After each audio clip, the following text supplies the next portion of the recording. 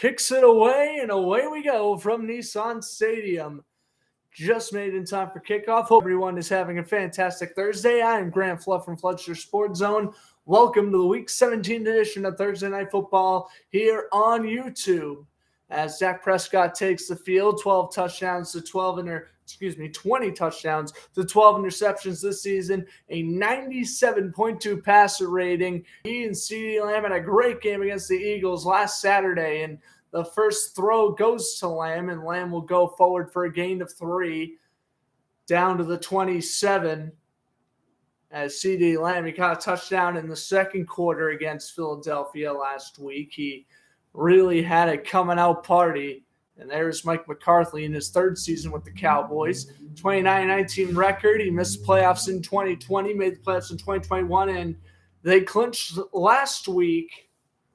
And Ezekiel Elliott will be the running back. There is no Tony Pollard tonight. He's out with a quad injury. They fake it to Elliott on 2nd and 6. Throw to the left. Passes caught. Lamb again. Back-to-back receptions. The second-year receiver out of Oklahoma. And another first down for the Cowboys. So Dallas rocking and rolling already. First down, 2 throws to Lamb. And this Tennessee defense, it's not just their offense that is injured, it is also their defense. He's working one-on-one coverage against Trey Avery, and Lamb's going to win that matchup most of the time. Ball is now placed at the 42 of Dallas. 1st and 10, Dak under center. Handoff goes to Elliott up the middle down to the 46. Where it will be second down. Coming up as Tart made the tackle. We'll take a look at these defensive injuries for the Titans, and we'll get to the offensive injuries when Tennessee comes out. But there's a lot. Chris Jackson, Chance Campbell, Caleb Farley, the second-year corner. He is inactive. Deshaun Hand's been inactive for a while now. Harold Landry, the left outside linebacker, also injured as Elliott up the middle to midfield. A little bit past that, making it third down, about 3 coming up here for the Cowboys. A.J. Moore, free safety, and 2 corners, and Terrence Marshall and Elijah Molden. So Tennessee has been hammered with the injuries. Those are just players on the IR. Very unfortunate sequence here for Tennessee. They were winning along the beginning of the year. Now on a 5-game losing streak, losing the division lead to Jacksonville last week. Fakes the handoff to Elliott. Prescott incomplete as guying right in his face, knocking the pass away. Number 99 for the Titans, and that'll make it 4th down for these Cowboys, and they will have to punt with Brian Anger. Yeah, good read there. As Jared Weaver, I believe, former Cleveland Brown, just coming off the edge, able to knock down the pass. And Tennessee forces a punt. Robert Woods, the return man. Brian Anger, the punter. Anger, 73rd overall pick by the Jaguars in the 2012 draft. He takes the snap. Here's the punt. This one is going to be fair. Caught by Woods at the 12. And so we'll get to see not Ryan Tannehill, not Malik Willis, but Josh Dobbs, number 11. More on his story when we come back from commercial break. Still scoreless here in Nissan Stadium. Also, as I mentioned, the Titans come into this game. They are dealing with the injury bug, and they have collapsed. A 5-game losing streak, tied with the Colts for the longest losing streak in that division currently. They dropped to 7-8. The Jaguars, winning 4 of their last 5 and have the tiebreaker in hand, take the division lead. It does not matter what happens tonight. It does not matter what the Jaguars do in Houston on Sunday. Next week, Week 18, winner of the Titans-Jaguars game wins the AFC South and, of course, will host a game in the wild card round. However, if the Jets and Patriots were to lose out, the Dolphins were to tie. Actually, it's Patriots lose out, Jets tie with the Dolphins, and the Jaguars-Titans tie in Week 18. only way both teams can make the playoffs, and you are going to have two potentially 7, 8, and 1 teams in the playoffs, and that would not, I don't think, be great for the NFL. But yes, the Titans losing to Houston last week. Malik Willis scored his first career touchdown, which was great, but he did not play a consistent enough game. He didn't get the job done. The Texans came into Tennessee, made off the upset. They won in Tennessee for the second straight year.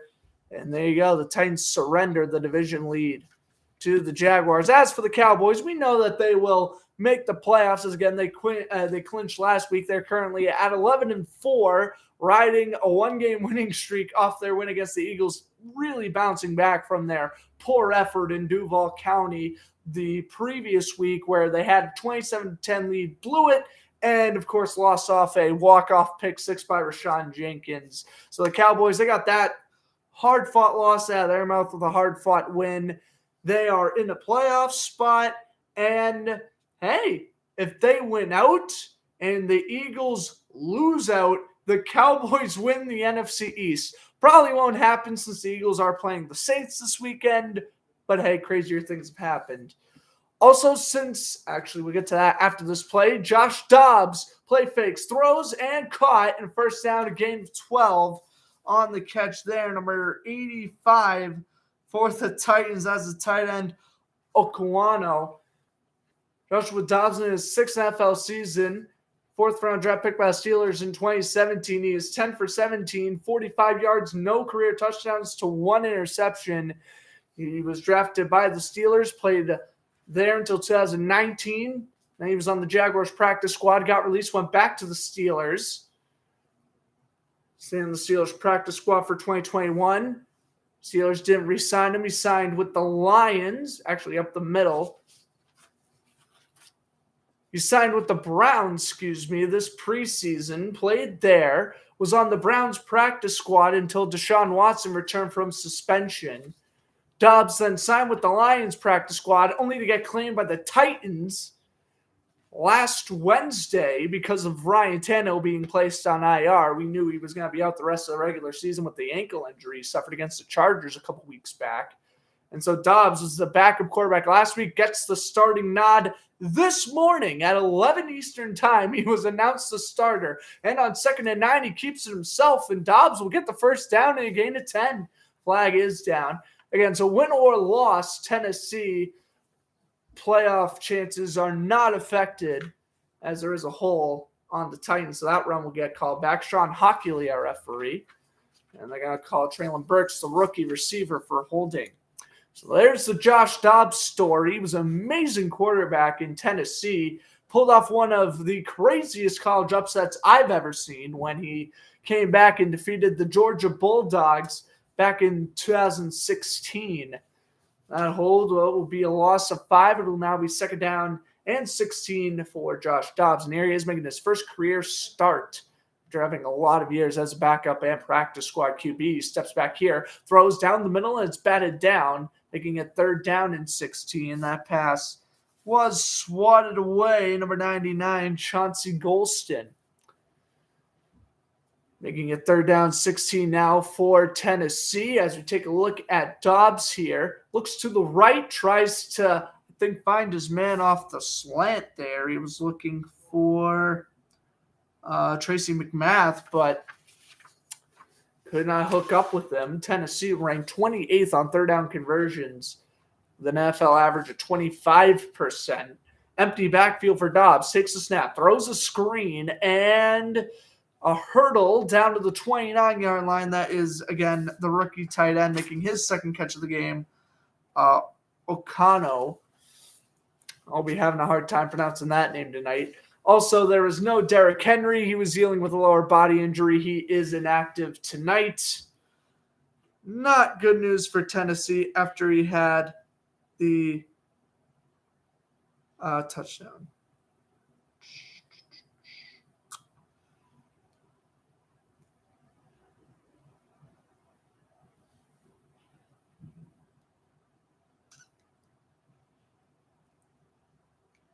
Anyway, here's the punt from the rookie punter, and the rookie return man, Kayvon Turpin, returns it out to a little bit across the 40.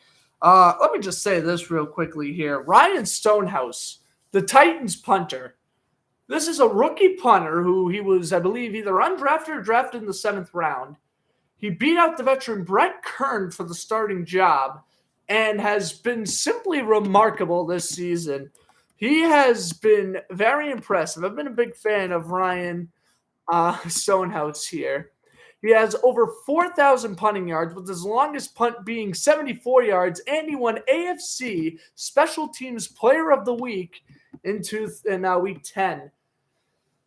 So Tennessee goes 3-0 after Dallas went 3-0. Still scoreless, 10:06 to go, first quarter here in Nissan Stadium. And while we are in commercial break, I will quickly advertise for the social media. So while we are in commercial break, I will quickly bang that out.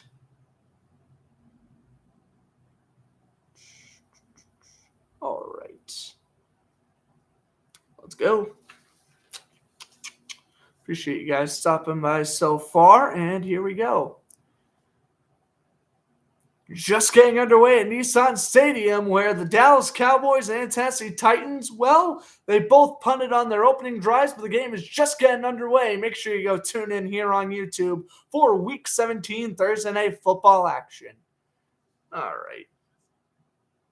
Stadium, where the Dallas Cowboys and Tennessee Titans, well, they both punted on their opening drives, but the game is just getting underway. Make sure you go tune in here on YouTube for Week 17. All right, sounds good. Sounds good.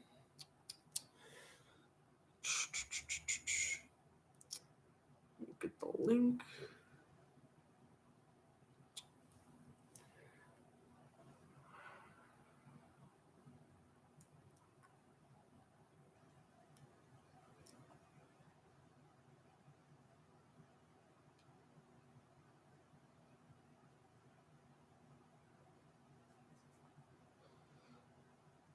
I used to advertise before I went live, but then I realized if people click on the link, then that means that they're going to, sit around and wait. And I realized what a better idea it would be to just advertise, boom, like once I go on. So I figured that was a better idea.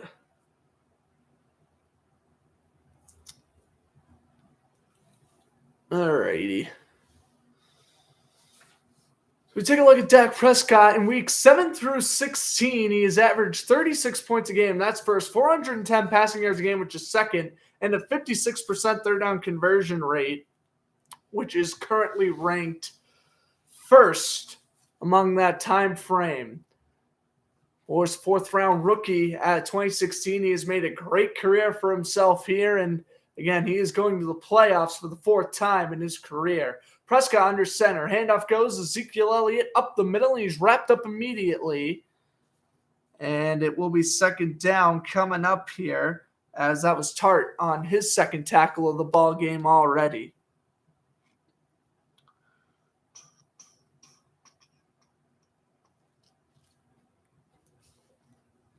Alrighty. 2nd and 10 for the Cowboys. Just over 9.5 minutes to go, first quarter. Prescott throws, flag is down. Dalton Schultz with a gain of 8. On that catch, Cowboys also wearing their white alternate helmets for the first time this season. We'll check the marker. If it stands, it'll be Dalton Schultz's first catch of the night. And it will be a penalty on Tennessee. Offsides on Tart, the man who got the tackle. So they'll decline the penalty, and that play will stand. It'll be a gain of about 7 or 8 to Schultz. And it'll actually be a gain of 5. Now at the 45 of Dallas, Prescott throws down the middle, and that is caught by Noah Brown. A gain of 12 and a first down for Dallas. Noah Brown had 2 receiving touchdowns against Jacksonville a couple weeks back. Had a great game. And I see here on that throw to Brown, they are going to use Dalton Schultz as a Actually, Schultz made the catch. My apologies. Again, 85 and 86 confused. They used Brown as the screen, and now CeeDee Lamb with the yard. Dalton Schultz with the catch on the previous play. It's my bad. They used Noah Brown as a decoy. That's how Schultz was able to get wide open for a gain of 12 on that previous play. And then again, the forward pass to Lamb for a yard. Second down, 10 with 8.5 minutes left in this first quarter. Here in Nissan Stadium, ball is placed at the 42-yard line of Tennessee. Under center, Prescott, pitch goes. Elliott takes it to the left, and Elliott will get a gain of about 3, maybe 4, depending on where they spot it. Third down, either 7 or 6 coming up. Obviously, we're talking about Tony Pollard's injury. It's going to be Malik Davis. He is expected to be the backup running back for Elliott tonight. We'll get to see what he does here. We'll mark it third down and 5 for the Cowboys. Ball is placed at the 37-yard line of Tennessee. Already in Greg Zuerlein field goal range. Brett Maher field goal range. Prescott throws, pass is caught over to the left-hand side, and that has a first down for T.Y. Hilton. T.Y. Hilton getting his first action with Dallas last week against Philly and gets his first catch right there. He gets about 9 on that one. First down, Cowboys as nice little curl route. We'll go to the left-hand side. Prescott, good throw to T.Y. Hilton. The longtime Indianapolis Colt. He was a free agent up until 4 weeks ago. Here's the pitch. Following blockers and getting a gain of 2 is Malik Davis on his first carry, brought down by Gibbons. And it will be second down 8 as we are now under 7 minutes to go in the first quarter. Still scoreless here in Nissan Stadium. And because it is New Year's Day on Sunday, I do not think I'll be able to broadcast any games up until maybe the Sunday night game. So there is a potential chance you will be seeing Ravens Steelers. If not, then I will be on the call for the Monday night game, Bills Bengals, which should be a great game. Prescott throws to his right, incomplete. Noah Brown, the intended man, and a flag. And they're going to call pass interference on the Titans here. Roger McCreary is going to be the guilty party. And so with that PI, they give him a first down, and they're inside the red zone now. Take a look again here on the replays. The rookie Cormac McCreary, one-on-one Noah Brown. Yeah, clear hand contact near the waist area, and Brown knew it right away. He was going to get the flag, and definitely a hard call to miss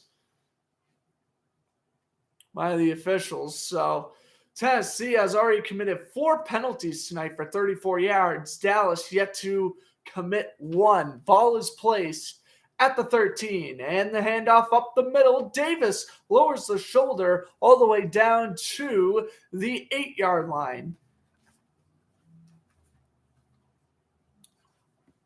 But cool Davis, he's done his job this season.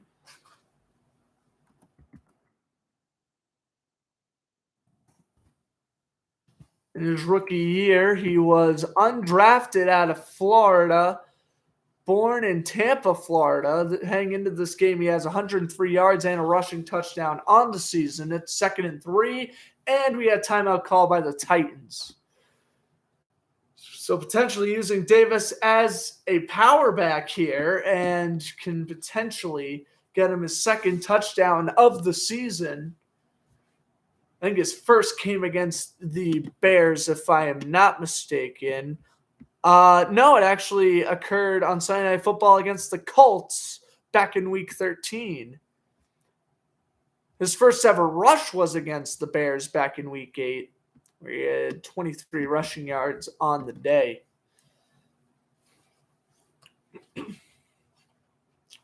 All right, after the timeout by Tennessee, they are down to 2. Prescott, handoff up to Elliott, and Elliott will get the first. Needed 3, got 4. And so the Cowboys driving now to the 2-yard line. And again, they also have Ezekiel Elliott work it here in this red zone, and He has been an amazing power back all season long. Heading into tonight, he has 11 rushing touchdowns, over 800 yards. He has a rushing touchdown in the last 10 games. He had one against the Eagles, two against the Lions, two against the Vikings, and then he's had one from week 12 to week 16. And it's going to be another handoff to Elliott. He goes down to the 1. Second and goal for the Cowboys. My gosh, 11 straight weeks with a rushing touchdown. Now a possibility for Ezekiel Elliott.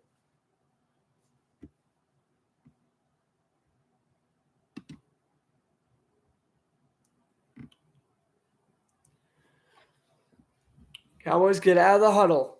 They're going to use McKeon, the third string tight end, as their fullback. Prescott, handoff goes. Elliott, he's going to dive, and touchdown is signaled. 11 straight games for Ezekiel Elliott. Incredible, capping off a 10-play, 60-yard drive.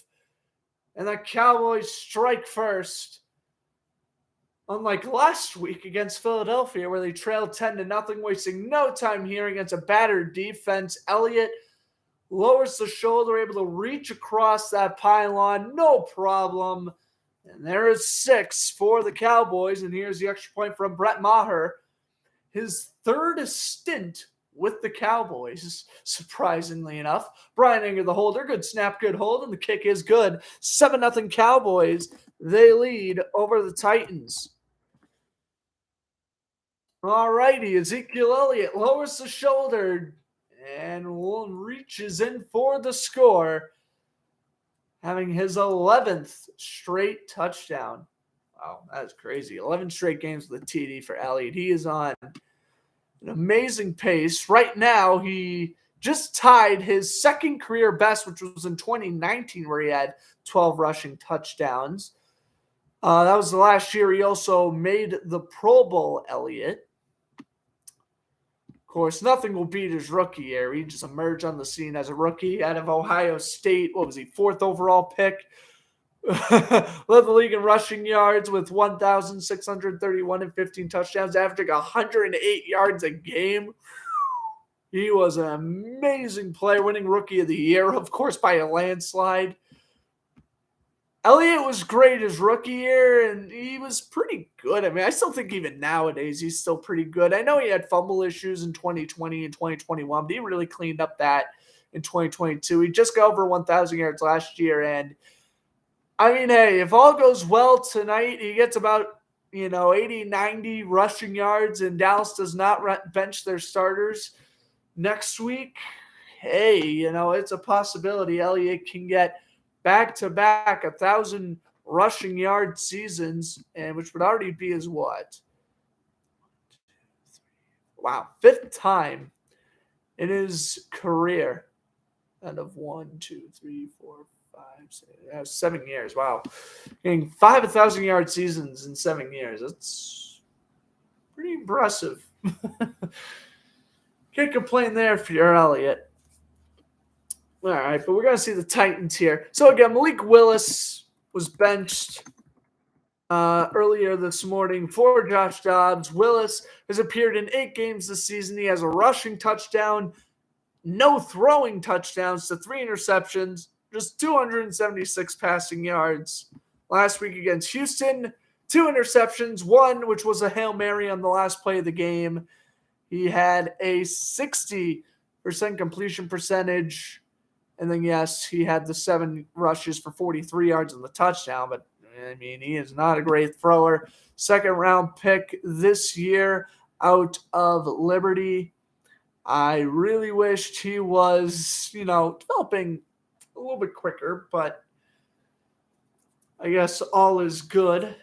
They're going to switch to Josh Dobbs. Hopes to spark up this offense, which is amazing because Logan Woodside was their 3rd string, but the Falcons, when Marcus Mariota got injured, as that kickoff goes for a touchback. So Logan Woodside was the Titans' 3rd string. He's been on the team since 2020. Marcus Mariota got injured with the Falcons. So then the Falcons claimed Woodside off waivers and put him on their practice squad. I think right now he's the backup to Desmond Ridder. And, they lost Woodside. Tano got injured. They panicked, and that's why they got Dobbs. Handoff up the middle, and that will be a gain of 2 for the running back Haskins. I see a lot of young running back action tonight between Hass and Haskins, the rookie running back out of Michigan, and Julius Chestnut. Again, Derrick Henry inactive tonight. And Dobbs on our center, good snap, and we'll get off to the running back where he can get a couple. Look at Micah Parsons rip free and get the tackle there. Micah Parsons, man, he is right up there with the Defensive Player of the Year award, right up there with Nick Bosa and Matthew Judon. Dobbs throws and incomplete, tries to hit the man off the slant, and it falls incomplete.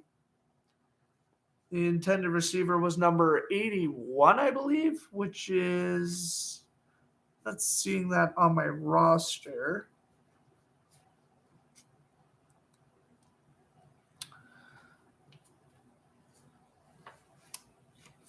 Unfortunately. What's up, Sam? Thanks for stopping by tonight. Hope you're feeling better.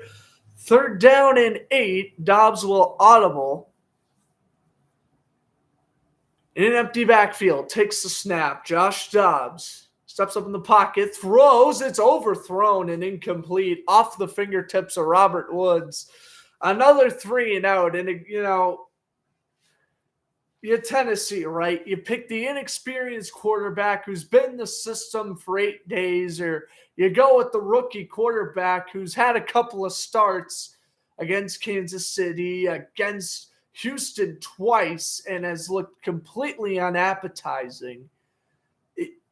You're kind of stuck in no man's land here. You're kind of expected to have this offense struggle with a rookie tight end and a lot of young receivers. Here's the punt from Housestead, and Turpin will return it out to the 34. Of course, Kayvon Turpin, the USFL MVP with the New Jersey Generals. 3:37 to go in the first quarter here in Tennessee. It's still 7-0 Cowboys. And again, whether Tennessee wins or loses tonight, it doesn't really matter. Next week matters, but yeah, so Dobbs already playing on. This is going to be his 5th team, 3rd of this season. And yeah, he last threw a pass in 2020 with the Steelers. He went 4 for 5 for 2 yards. Am I reading that right? 4 completions for 2 yards. What? That is horrible. I mean, hey, more passing yards than I'll ever have in the NFL, but yikes. All right, that'll do. 4th round pick, 135 overall. I want to see how he was in college. He went to Tennessee. He threw 53 touchdowns to 29 interceptions and over 7,000 passing yards. So like a pretty slightly above average college career quarterback-wise. That's good. That's good. Yeah, no, Dobbs is – I'd say he deserves a starting chance. Maybe not in the middle of a playoff push, but he deserves a start in the NFL. For him. All righty. Pulling up the NBA and NHL scores on my computer so we can recap those during the next commercial break. Celtics are up 60-49 over the Clippers. I got a notification on my phone today that said you should buy tickets to the Celtics game tonight. They have dropped by 20%. So I looked at it, and the cheapest ticket was still $160, and I was like, haha, funny. All right, let's take a look at the Titans here. They were the 1 seed in the AFC last year, remember. They used the most NFL history. They used the most NFL players in history last year with 91 players injured. This year they have 84 players. due to the injuries, and 83 times has a player been placed on injured reserve. The Tennessee Titans just cannot stay healthy, and this year is no exception. They have lost a lot of players. We talked about their injuries on their defense. How about their offense? Taylor Lewan, their starting left tackle, gone. Also their guard, Nate Davis. And yeah, very unfortunate with the injury bug here as Davis lost a yard. That's Rice on the tackle. Monty Rice, he's impressed me a little bit. Rookie out of last year's draft, number 56, the left outside linebacker. I've liked him so far. He's a good player. Second and 11, Prescott steps back, pump fakes, throws, and Davis wide open. And he goes down to the 48-yard line of Tennessee. So first catch of the game for Malik Davis, and he makes it worthwhile. Malik Davis heading into tonight. Talk about the 103 rushing yards. In terms of receiving yards, he only has 40. Only 40 receiving yards hanging in tonight. Prescott dumps it over. Dalton Schultz here, and the tight end will pick up a couple. 2nd and 8 coming up here for the Titans. Defense, and good tackle there from Aquanu, the former Los Angeles Ram. 2nd down and 9, Prescott out of the huddle. Davis remains the running back. Yeah, I guess they are going to keep Elliott for those goal line situations. Davis is taking every snap this drive. He takes the inside handoff. Up the middle he goes. Davis to the 30, and he's tripped up at the 24. Kevin Byard with a last-second tackle. And let me tell you something. Kevin Byard, it's him and pretty much him that is great in that secondary. Again, they're playing McCray, Josh Thompson. Mari Hooker is pretty solid, but he was injured earlier in the year after getting re-signed to, I think it was a 3-year deal. Anyway, Davis has 32 rushing yards on the night already. Prescott takes the snap, throws, and Lamb with a gain of 2. CD Lamb doing his thing. Having a pretty good season, all things considered. I don't know if he is in the Pro Bowl this year. I actually think he might be. He is making his 2nd straight Pro Bowl this year. He's caught career-high 8 touchdowns, 1,200 yards. Yep, that's definitely worth a Pro Bowl, not in my eyes. Good stuff there. And Noah Brown this time catches it out to the left, getting 6, making it 3rd and 2, 3rd and 1 for the Cowboys. Give or take. Take a look at this offensive line for the Cowboys. It's dealt with its injuries, but Tyrone Smith is back and healthy. Zach Martin back and healthy. Jason Peters. They did lose their right tackle, Terrence Settle, 2 weeks ago. And there's Zach Martin making his 8th Pro Bowl this season. Other than Settle, their offensive line is pretty healthy right now. Elliott on 3rd and 1, and he is eating up at the 20. And so the Titans are going to force a field goal attempt here. Givens with the tackle. And we are at the end of 1. Still 7-0 Cowboys as we reach the end of the 1st quarter.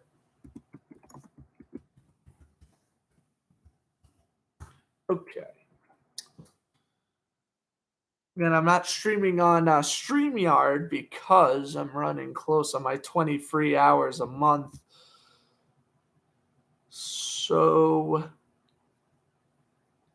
yeah, I figured I'd just, do the typical stream on YouTube since I can't stream on StreamYard type thing. Alrighty. Name a random New Jersey Devil player. Let's see if I can do this here. Yeah, I will.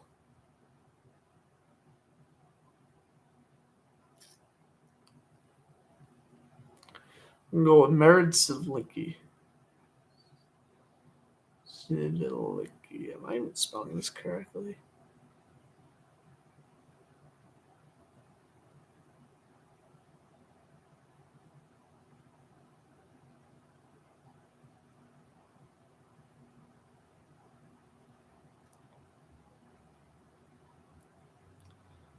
Alrighty.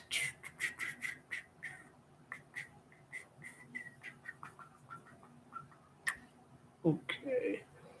The Texans are considering changing their uniforms.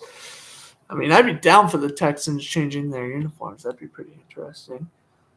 I'm just scrolling through Instagram here. Nothing too crazy. Just whenever I see the news, I'll just read it out loud.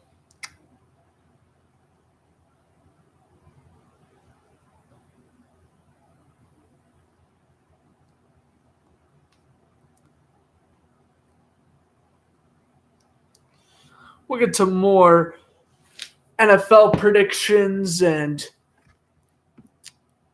NFL news during halftime. While we're at it, let's go check out the NHL scores. Current lead is 3-2 Capitals over the Senators. Panthers are up 4-2 over the Canadiens. Sabres are up 5-0 over the Red Wings. Wow.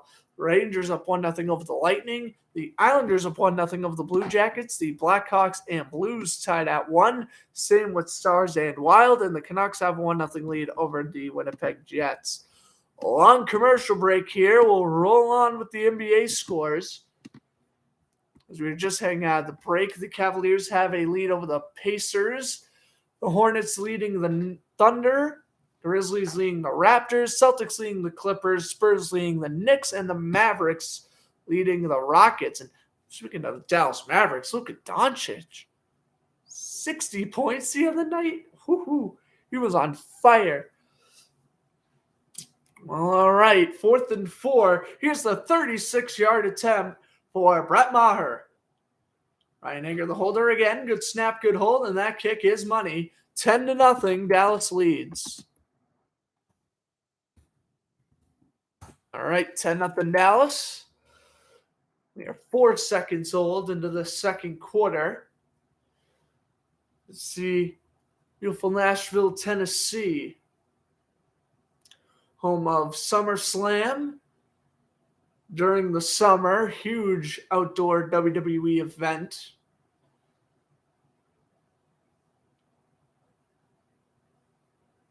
They have an enormous parking lot, as you'd expect.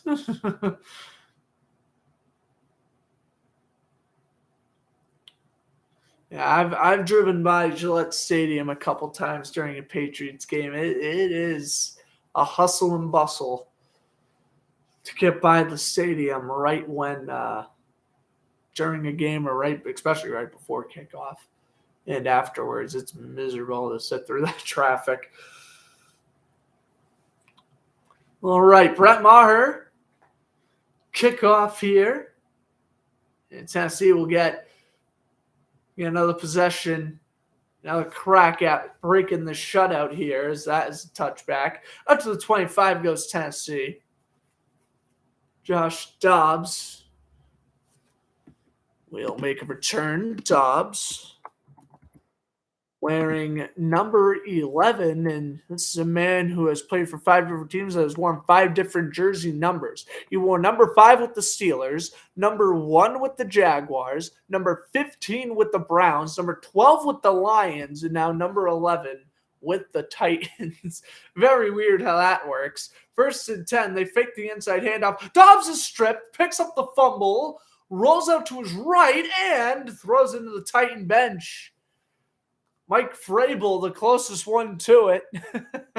And it's 2nd and 10 as Dexter Lawrence comes off the edge along with the help of Dante Fowler. And that ball was stripped by Lawrence. Good awareness by Dobbs, able to pick up the football, roll out to the right, and hey, throw it out of bounds. You might as well not lose the play. Dobbs 2 for 6, 22 yards passing. Yoff Swaim, the tight end in motion, 2nd and 10. Inside handoff goes and lowering the shoulder, going down to the 28-yard line on the carry, number 25. That is Haskins, and it's going to be 3rd down, about 7.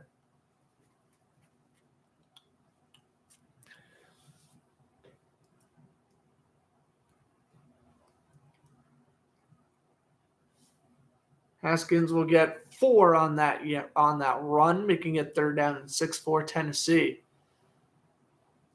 Burks set to the right. Haskins set to Dobbs' left in shotgun. Burks and Woods to the right in motion. Goes Austin Hooper. Here's the snap from Dobbs. Ball's placed at the 29 of Tennessee. Dobbs throws deep down the right sideline. And what an adjustment! Down to the 32-yard line. It's McMath who hauls it in. All right, Tennessee showing a pulse.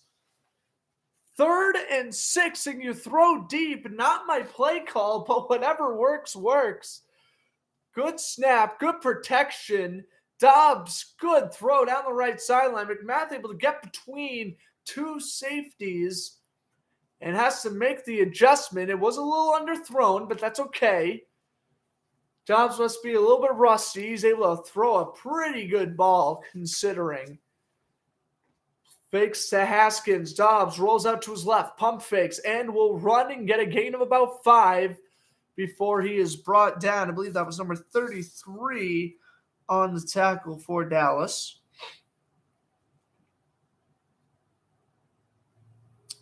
And not on my roster being a pain as per usual. And so it will be 2nd down and 3.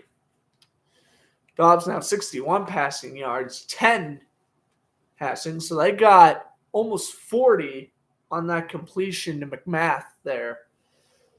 I'll put them at the 25-yard line of Dallas. At least they're driving finally. They're in field goal range. Haskins takes the handoff and tries to spin off a tackle. It'll be brought down, making it 3rd down and 1. That's in Haskins heading into tonight. He has yet to get a rushing touchdown. He's yet to get a touchdown in general. He's played in 13 games this year. He has 11 rushes for 50 yards and 7 catches for 31 yards. I thought he was having a way better rookie season, but I guess Derrick Henry is going to eat up most of the carries. I guess another good tackle by Clark, number 33. Let me actually... Do I not have a pen right here? Oh, I may not. All right, I have to remember. 33 is Clark. I'll have to remember that. QB sneak on 3rd and inches, and Dobbs will get the first. We can have 23 rushing yards on the day. Is the degree in aerospace engineering, Josh Dobbs, with a GPA of 4.0. He had 23-12 record in Tennessee. Set the school record in rushing yards and rushing touchdowns. Again, he was drafted by the Steelers. Never really got a chance to play much, though. Again, he's bounced around from Jacksonville back to Pittsburgh to Cleveland to Detroit to Tennessee. Play fake. Dobbs, pump fakes. And down he goes. He held onto the ball too long, and it is going to be Wilson. Donovan Wilson, the strong safety, getting the sack there. 2nd and long coming up here for the Titans. As Dobbs goes back to the huddle. It was a play action. He should have just tried to throw. I don't know what he was doing there. I think he was going to throw to Burks. I would have either thrown to Burks or throw it in the ground. I would have definitely tried to avoid the 5-yard loss there. Dobbs does take the sack, though. Maybe that was the safest option. You obviously don't want to force a turnover when you're down inside the field goal range. Dobbs takes the snap and shotgun, throws, caught, and a gain of a yard.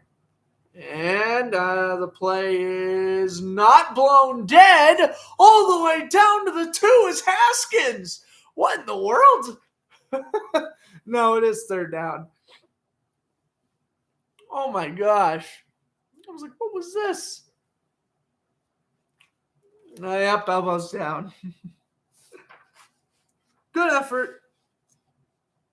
And Coino on the catch. But it is first and goal for the Titans.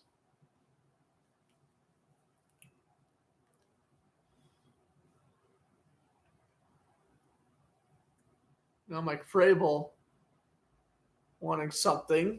The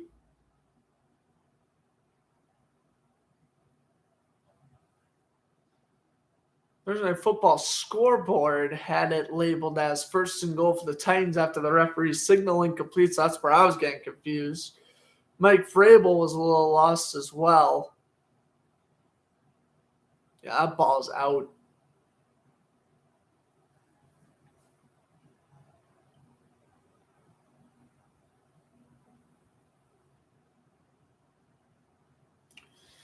Third and 13 now for the Titans. The ball fell once the elbow hit the ground, therefore, obviously, no fumble. Haskins, the running back. Dobbs in shotgun. Two receivers set to both left and right. Burks in motion. Dobbs takes the snap. Cowboys dial up the blitz. Dobbs is down. And the ball comes out. Ball's out. Who's got it? A dogfight at the 31-yard line. No signal. Well, they're going to have to rip off bodies from this pile. Oh, my gosh. Of course, Tennessee trying to hold on for dear life, man. They need to hold on to the ball to get a field goal attempt. It is Dallas football. Dobbs takes another sack on third down, and this one is costly. Yeah, he does not hold on to that football. And it is recovered by Dallas at the 31-yard line. They keep the shutout alive as the second quarter rolls on. That's all I got to say is, wow. And if you're Tennessee, damn, that sucks because 31 yards, I mean, you could still attempt a 5-yard field goal from there. You're still attempting a manageable field goal with Randy Bullock. Instead of fumble, instead of turnover. All righty here. The Cavaliers have 100. Actually, this game is now tied. Cavaliers and Pacers tied at 113.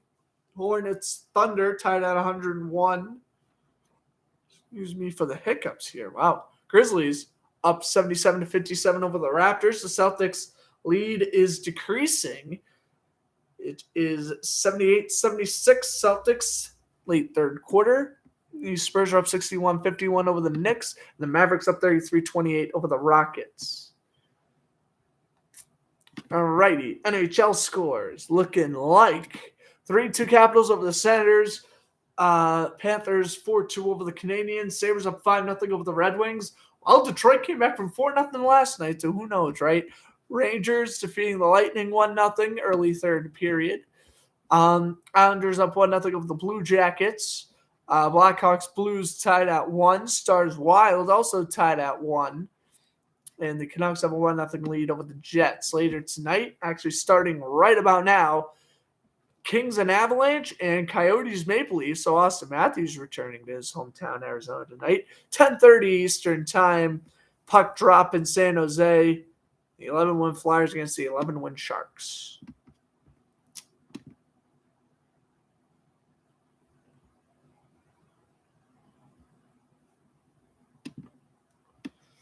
You're going to stay tuned for halftime where we'll be recapping sports news.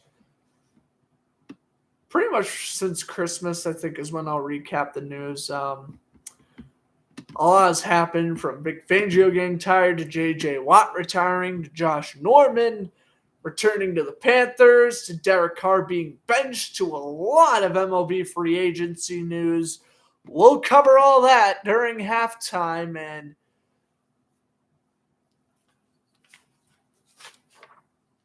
Micah Parsons, unsurprisingly, comes away with the football after that fumble recovery. So Prescott throws, and it's caught by Dalton Schultz, a gain of 8. So Dobbs not doing a great job protecting the football. He's been taking quite a bit of sacks as well.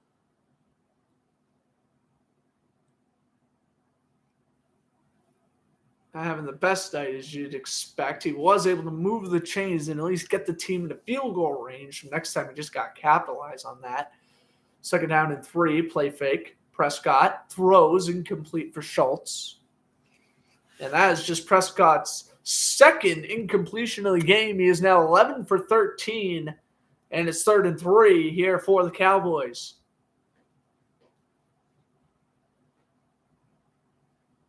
With 9:23 to go in this first half, we got to wonder what Mike Vrabel's going to dial up here. Prescott usually eats blitzes alive, so you want to really know what defensive scheme you want here.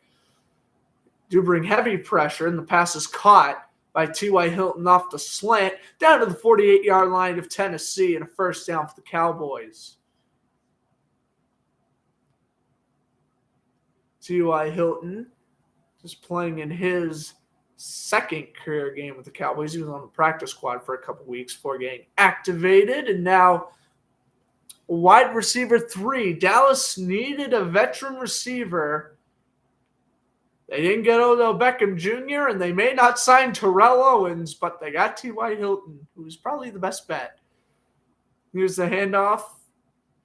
And Elliott down to the 46. Obviously, Odell Beckham Jr. is a better player than T.Y. Hilton. I think even in his prime, OBJ was a better player. But at the same time, you got to look at it this way. You are looking at a player that is injury-prone, coming off a torn ACL about 10 months ago. It was about 9 when Dallas was ready to sign him. You want to go for the safer and probably more healthier option. Now, T.Y. Hilton, he's had a plethora of injuries too, but he has been injured recently. I think 2019 was his last major injury. Prescott fumbles the snap, and Tennessee falls on it. Prescott fumbled the snap, and that is Tennessee football. All right, so the Titans will get whatever they can. Tart on the recovery. And yeah, Tennessee's going to get whatever they can. Dallas with a fumble recovery. Tennessee with a fumble recovery. Prescott, this is just a basic exchange from the center. He muffs it hard. And Tart able to fall on top of it. No bueno there. There is the center, Tyler Bazd. And so Prescott can get the snap from him, and now they have it at the 48-yard line of Tennessee. Handoff, and a yard for Haskins. Tart has been the best Tart in football this season. Jaquiski Tart's been a free agent all year long after getting cut by the Eagles. This is Tahir Tart's 2nd year in the league. Actually, 3rd year in the league, rather. Barely played his rookie year. This year, he's getting the chance to play. Interception, 1st career fumble recovery. He also has 6 pass deflections this season. And a gain of a couple there for Nick Westbrook-Akeen on the catch, his 1st catch of the game. Making a 3rd down and medium here for Tennessee as, take a look again here on the completion. He's able to get open there. Low throw from Dobbs and a good wraparound tackle right away by the Cowboys. Low throw by Dobbs, but a good completion. Nevertheless, Dobbs 67 passing yards on the night. Now under 7 minutes to go, first half rather.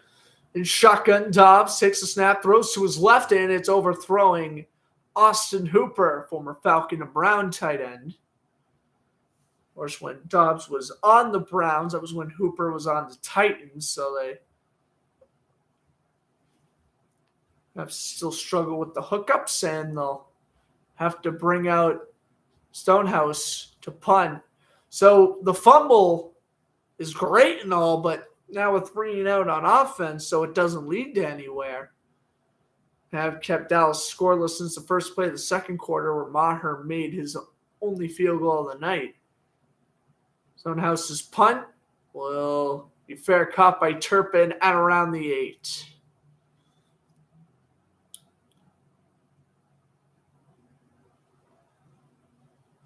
All right, commercial break. 6:36 to go, second quarter.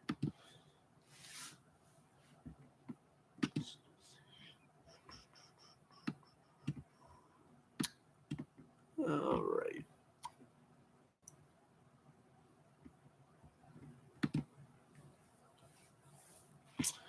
Okay, we got some lead changes in the NBA. The Pacers now lead the Cavaliers 124 to 119.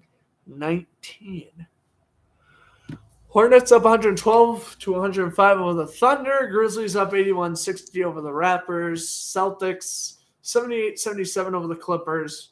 Spurs up 64-53 over the Knicks at halftime. And late first quarter, Mavericks up 36-30 over the Rockets. NHL scores. What is that looking like here? Capitals 3-2 lead over the Senators. Panthers up 5-2 over the Panthers. The Red Wings scored 5-1 Buffalo leads. That'd be incredible if they come back from 4-0 down the night before. Just come back from 5-0. That'd be insane. The Rangers still have 1-0 lead over the Lightning. The Islanders 2-0 over the Blue Jackets. Blues and Blackhawks tied at 1. The Stars and Wild tied at 1. That game now in the first intermission. Same thing with Canucks and Jets. 1-0 Vancouver first intermission. Avalanche, Kings, and Maple Leafs Coyotes, at least according to Google, have yet to start. I don't know when they're going to start then. They should be starting any second. Let's have a little bit of trivia. Oh, wait a minute. Never mind. Which is my favorite team in the National Hockey League, the Bruins. And the Maple Leafs lead the poll. Wow. All right.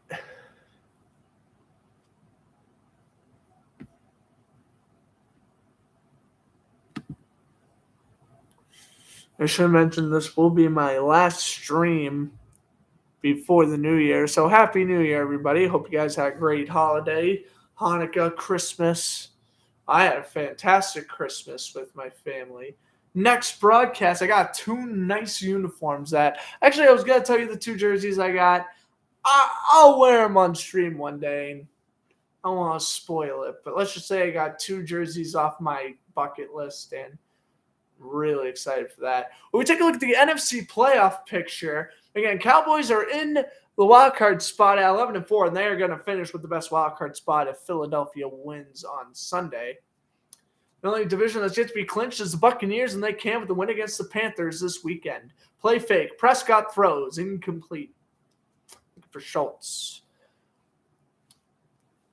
So Eagles can clinch not only the East, but with a Cowboys, but with a win, and I think a Viking loss? No. Actually, just an Eagle win in general. Clinch the East, clinch the first seed in the NFC. And then Vikings 49ers will battle it out for second. Panthers and the Buccaneers battling it out for fourth. And Prescott right on the money.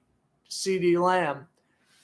And again, teams that are right in the hunt, not in the playoffs, but right in the hunt. The Commanders hold the 7th seed right now at 7-7, actually 7-1, because they tied with the Giants.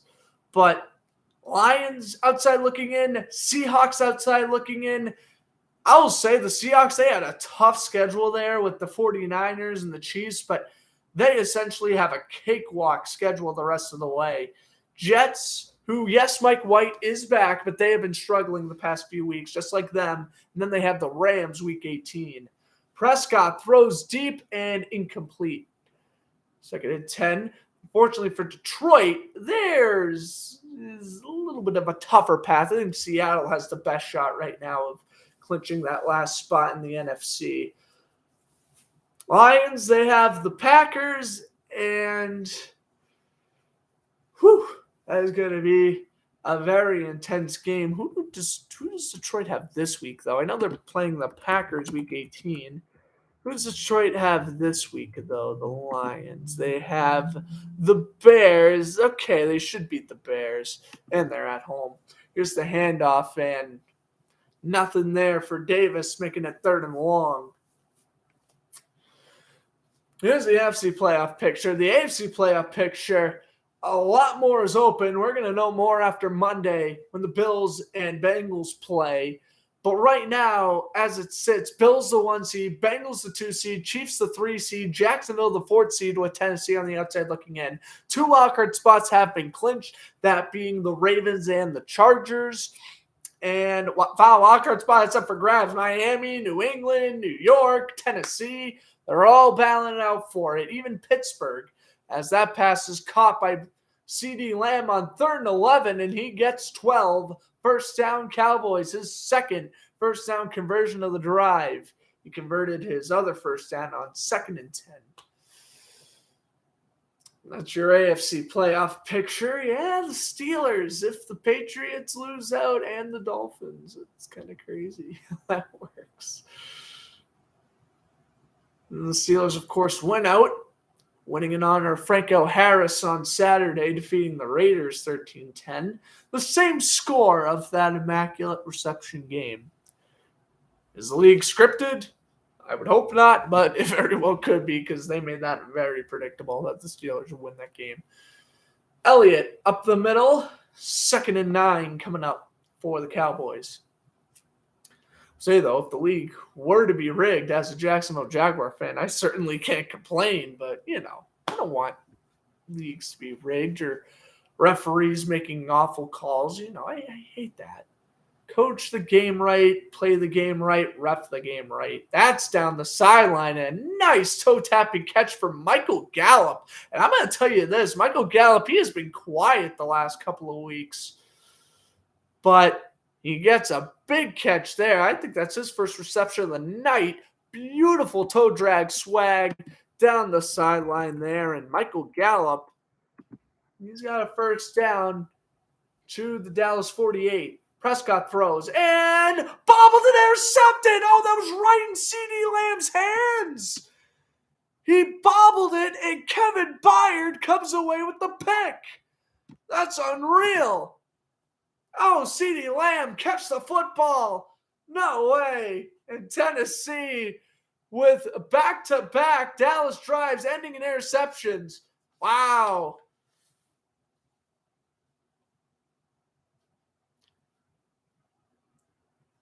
So Kevin Byard with the pick. And wow. That's huge. Byard with his 3rd interception of the season. By the way, Gallup, I was talking about him. Michael Gallup hasn't been targeted a lot. He did catch a touchdown last week. I kind of forgot about that. I'm not going to lie. But he still has 5 combined catches. He has 7 combined catches in the last 3 weeks, after going off for 2 touchdowns against the Colts back in week 13. I actually have Michael Gallup in fantasy. He had a couple of weeks, in that Colts game he went off, and he also went off in another game. I think it was I want to say he put up pretty good numbers in the Giants game too on Thanksgiving. But I don't know. He's been struggling. Now, also, let me just say this, man. The fact it's already week 17, honestly, I'm not going to lie to you, I'm really devastated. It's like the season's already over. And, great, yay, we get to playoffs. But, the playoffs only last a month. Second week of February goes by. NFL season's done.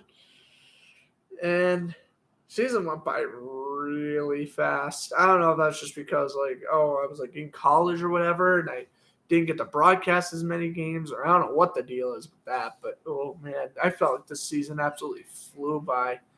I can't say I'm mad. I mean, the Jaguars finally doing well. I mean, even if they don't make the playoffs this year, I'm still very happy with the Jaguars. I'll be disappointed, of course, if we don't make it, but I'm still very proud of our young team, and Doug Pearson's doing a great job. That's great. We got to see my NFC team, Minnesota Vikings, there in the playoffs. I'm also a big 49ers and Chargers guy. They're both in the playoffs. It's a lot of teams I like are making the playoffs. I like that. And, I like Dallas. Philadelphia deserves to, I think, be the 1 seed. Also, as a Jaguar fan, I am rooting for Gardner Minshew. So, whatever happens for however long Jalen Hurts is injured for, I really do wish Minshew the best of luck. But overall, I just felt like it's been a strange season, yet a really good one. Josh Dobbs play action throw caught and all the way down to the 50 to the 40. Wow, look at this. 32-yard line. Not bad. Play action throw to Chestnut, and it pays off. First down, Tennessee. I mean, they got about 30 yards on that play. Good play fake to Chestnut. Pocket almost collapsed. Dobbs could have very well thrown an interception if he throws it a little bit more inside. Good throw to the outside, and Chestnut able to break off a couple of tacklers all the way down to inside the 35. They'll place the ball at the 31. Under center is Dobbs, 1st and 10, Tennessee. Haskins, the running back, lowers the shoulder and goes down to the 30.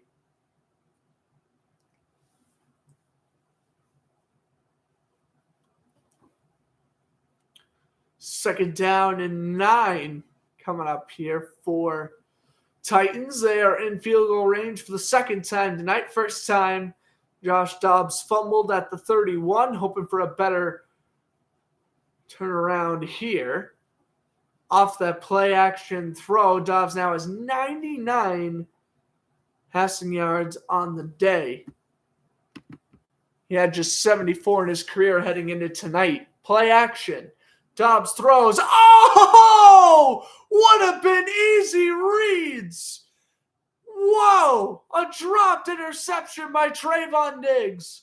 The man who led the league in interceptions last season just dropped a gimme pick six. That is incredible. Fake to Chestnut, roll out to the right.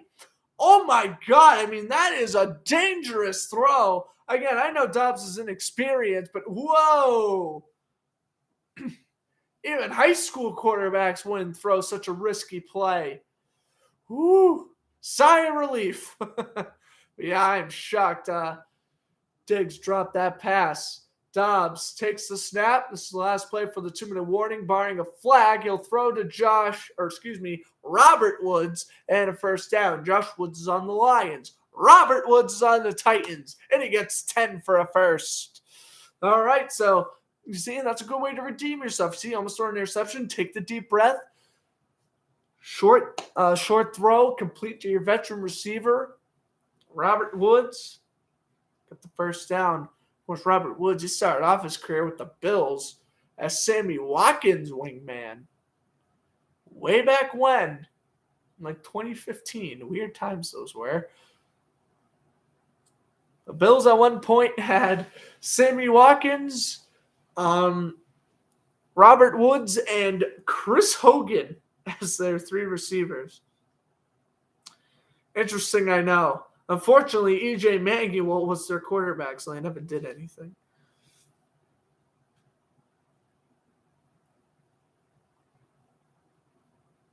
I don't know.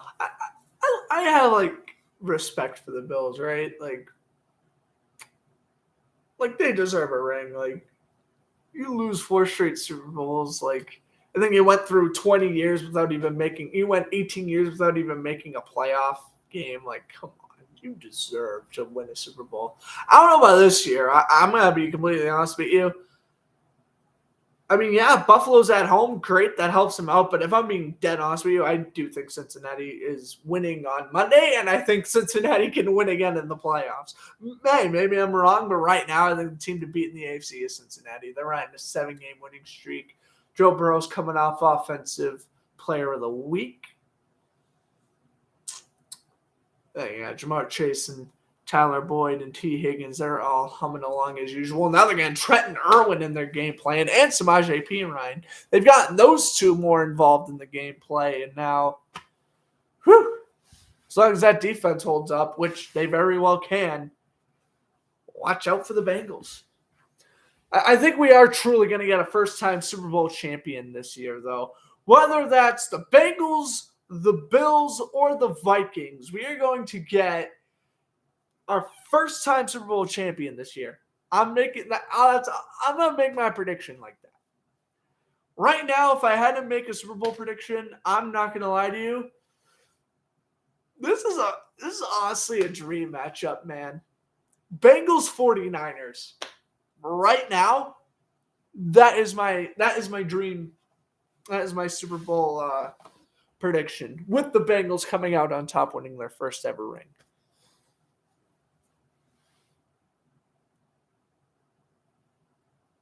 Tennessee driving out of the 2-minute warning. I guess more on that during the intermission.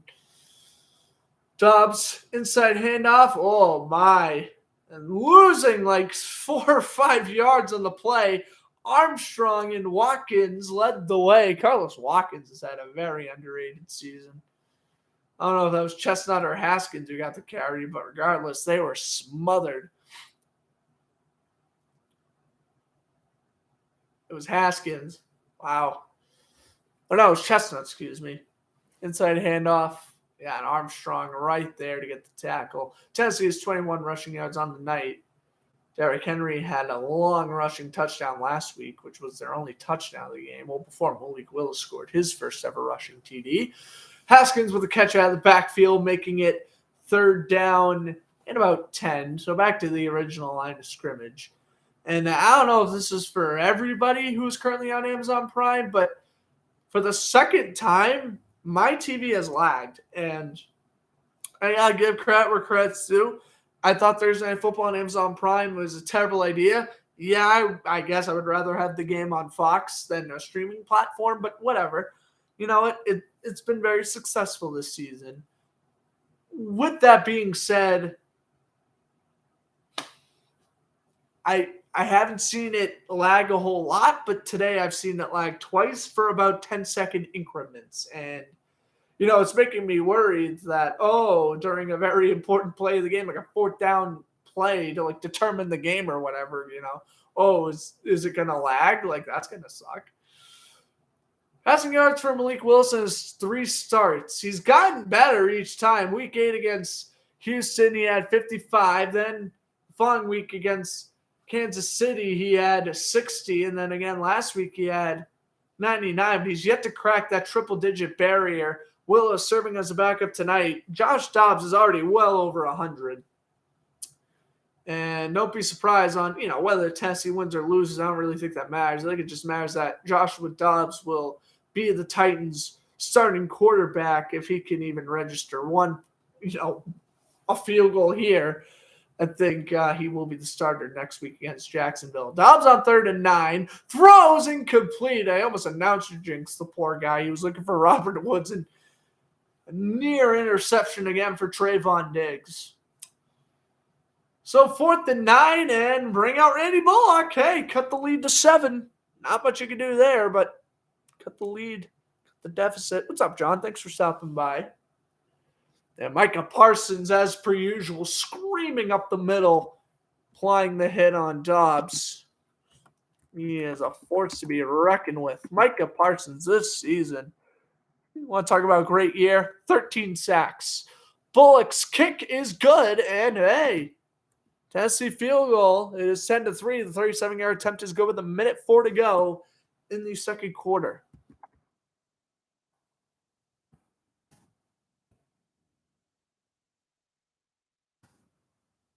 All right. There you go. So, 37-yard attempt again for Randy Bullock was good. And so Tennessee, at least they score some points.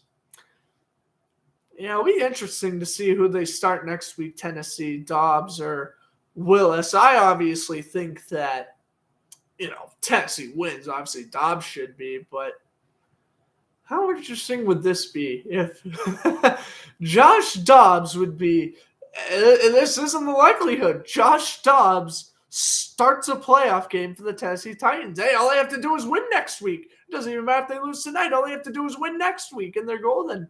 They're in a playoff spot. Who do they face?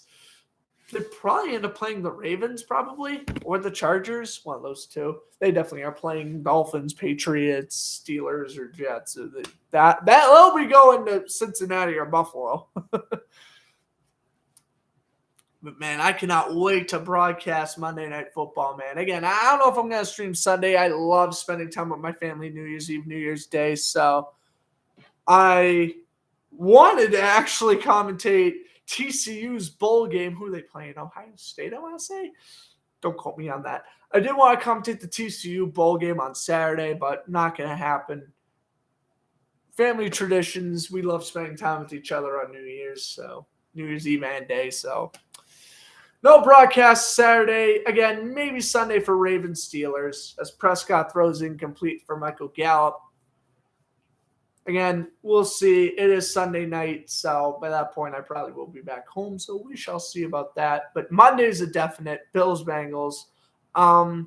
Wanted to commentate the Winter Classic instead. I'm not going to lie to you. I really did. I will be busy Monday afternoon, so I'm literally missing. The Bruins are literally my favorite hockey team, and I'm going to miss the first period plus of the Winter Classic. I am so upset about that. But you know what? Life happens, right? Prescott, 2nd and 10. Throws incomplete for Noah Brown. And 3rd and 10. And wait a minute here. Tennessee, if they force a punt, they have a chance to tack on some more points right before halftime. So, yeah, I was going to do Bruins-Penguins. That's a no-go. So, instead, doing Bills-Bengals. I'm not even lying to you. Even if I wasn't busy Monday afternoon, I think I would have done a doubleheader because the Winter Classic starts at 2 Eastern time. So do that game up until probably like 5, latest 5:30. Take a couple-hour break and then go on for Bills-Bengals. There is a good chance I would have done a doubleheader because would have had incredible back-to-back broadcasts. As 3rd and 10, Prescott is sacked. That's going to be 3rd down and 12. There is a flag, but it is Walker on the sack. Called DeMarcus Walker coming off the edge and getting a nice sack. So there you go. We do have a penalty against Tennessee, though. And they got to call McCray the rookie corner for holding, which means Dallas, I think, either gets to replay 3rd down or they get a first. Yeah, I love watching outdoor hockey. Yeah, it's puck drop is at 2 o'clock Eastern. I think the pregame starts at 1, but it will be a first down for the Cowboys. But yeah, puck drop at 2 o'clock. Prescott throws. Pass is caught. Dalton Schultz to the 43-yard line.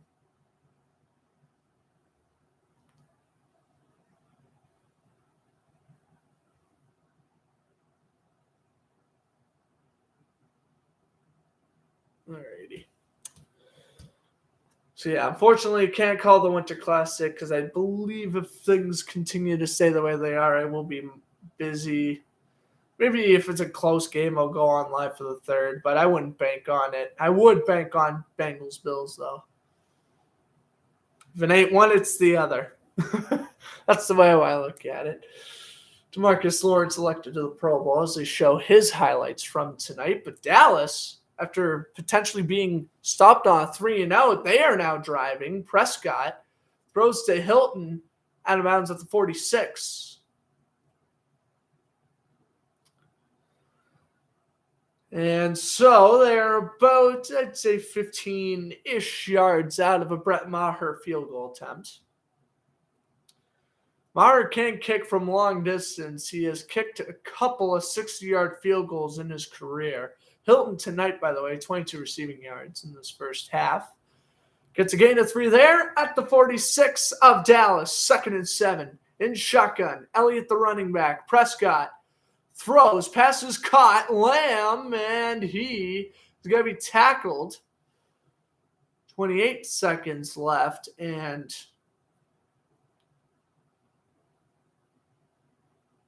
timeout called by the Cowboys. Their last timeout, Tennessee still has 2. But the Classic are normally at 1. Yeah, when NBC had the rights, that's very true. ESPN had it last year. Yep, where the Blues defeated the Wild. I do know you're a Blue fan, John.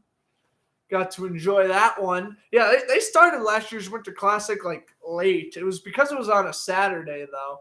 So they were able to get away with it. On a Monday, I honestly wish they were playing the Winter Classic like tomorrow. Should play it like tomorrow afternoon or something, or like tomorrow night, like a Friday night. I think they missed out. I know the thing is to have it on. As Prescott runs on 3rd and 1, he runs out of bounds at the 39-yard line. So there they go. Cowboys driving now in Maher field goal range. It's like, that's the thing. They usually hold the game on January 1st. This year is January 2nd because they didn't want to compete with football. And I get that. The NFL would destroy the NHL in ratings. I completely understand why they made it the 2nd. But it's not on the 1st. Why wouldn't you do it on a Friday night or a Saturday night? Wouldn't that be better than a Monday afternoon? I mean, I'm just thinking logically here, aren't I? 1st and 10, Prescott throws, intercepted! Kevin Byard, second pick of the half, and he's out of bounds at the 45. Wow! Kevin Byard, his 4th interception, and that stops the Cowboys' drive. Well, Tennessee, man, say what you want about their offense, but their defense lights out. 2nd quarter, tries to throw off a little, it looks like out route. Prescott tries to force a ball where he shouldn't have forced it, looking for the tight end Schultz, and he was picked off by Kevin Byard. Yeah, I know it was in the negative teens or 20s. Yeah, in Minnesota, that don't shock me. I'm sure it was a cold one.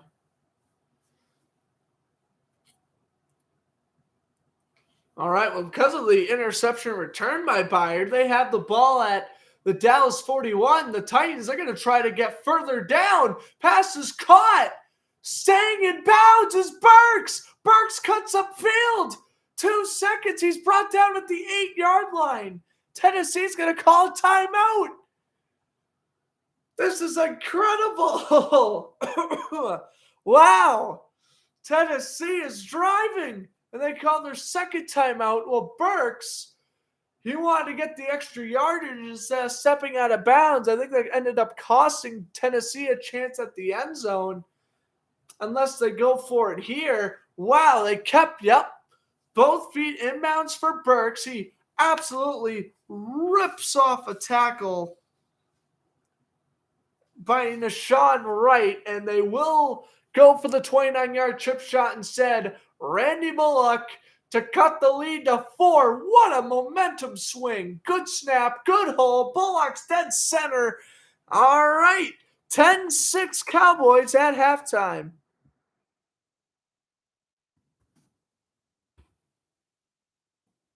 Wow,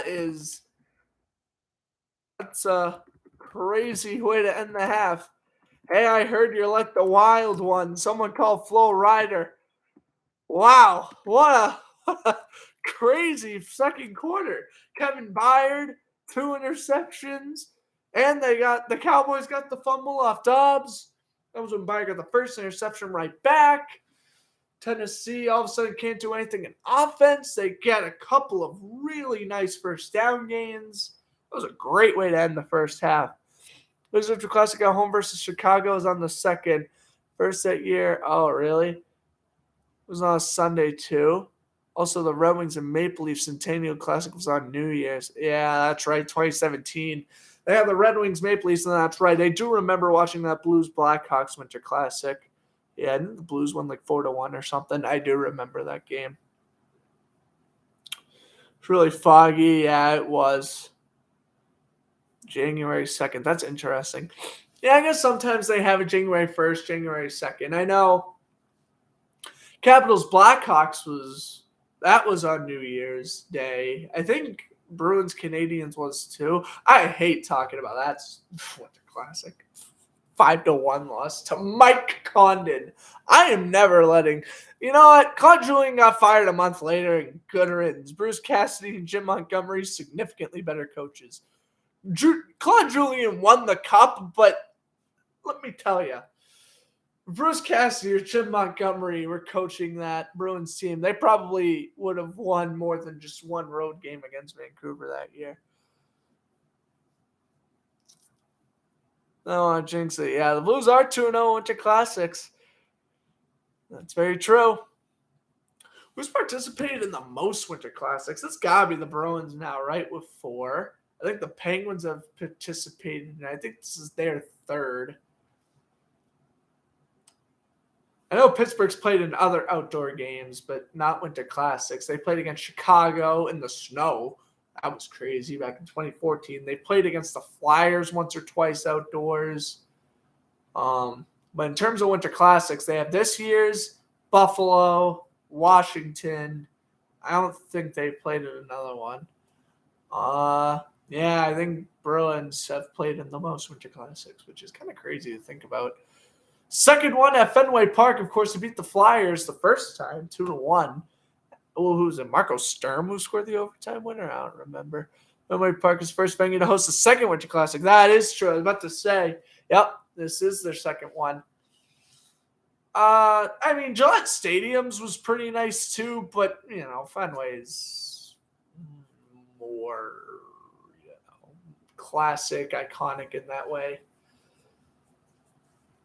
I guess. I guess Chicago, Pittsburgh, or Boston in terms of outdoor games. Well, yeah, most outdoor games, it's probably Pittsburgh or Chicago, but in terms of just Winter Classics, Bruins. Bruins are 2-1 in Winter Classics. Penguins 1-1. Yeah, it should be a great game Monday. I'm looking forward to whatever I can watch of it. I'm looking forward to watching it.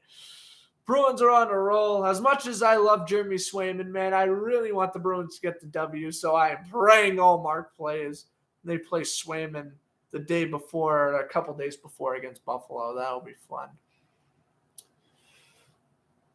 Alrighty, well, let's move on to some other sports news here. Again, I kind of talk about the whole sports news from, I guess, 3 days ago to now, because there was quite a lot of news that's happened this week. Nathaniel Hackett fired for the Broncos after going 4-11. Can't say I'm surprised. They got absolutely destroyed by the Rams. I think that was the right call there, firing Hackett even before the year's done. I don't care. I still think it was a good move. Coyotes rookie left winger Matthias Marcelto, he will miss the next 6 weeks with the lower body injury he suffered last Friday against the Kings. Josh Norman has been signed to the Panthers practice squad for the remainder of this season. And, wow. Of course, last time he played with the Panthers, he was an All-Pro in 2015. Continue to move along here. J.J. Watt announced on Tuesday morning that he is going to retire at the conclusion of the season. Cardinals got 2 road games left. This week they're playing the Falcons, and next week they are on the road against, I want to say, the 49ers. Torrey Krug, speaking of the Blues, Torrey Krug placed on long-term injured reserve with a lower body injury. He will be reevaluated in 6 weeks. The Pirates have signed Rich Hill to a 1-year, $8 million contract. Red Sox would end up signing another pitcher, though. But they also lost another one. So they lost Rich Hill and Nathan Eovaldi, and they got Corey Kluber, which say what you want about the Red Sox there. But the Rangers, Texas Rangers, man, they got Jacob deGrom. They got a couple pitchers from the Dodgers. I will say, I don't know about the Rangers hitting core, but they're pitching right now. Oh, my God. Maybe best rotation in the league. I think they could be in the conversation. They just added Nathan Eovaldi to a 2-year, $34 million deal. The Braves re-signed newly acquired catcher Sean Murphy to a 6-year, $73 million contract. Of course, Murphy part of that 3-way trade with the Braves, Athletics, and Brewers a few weeks back. There he touched on Luka's 60-point game. The Commanders benching Taylor Heineke for Carson Wentz against the Browns this week. I don't think that's going to end well, personally. Pittsburgh Penguins played the Flyers. Both were Stadium Series home at home. Oh, that's interesting. Detroit, Toronto, because they played twice. I think they're a repeat. Winter Classic in Michigan, Centennial in Toronto. Yep, that's right. Still don't like Krug for that hit in the 2019 Cup Final. That's so funny. I love Torrey Krug because of that hit. I forget who he laid out.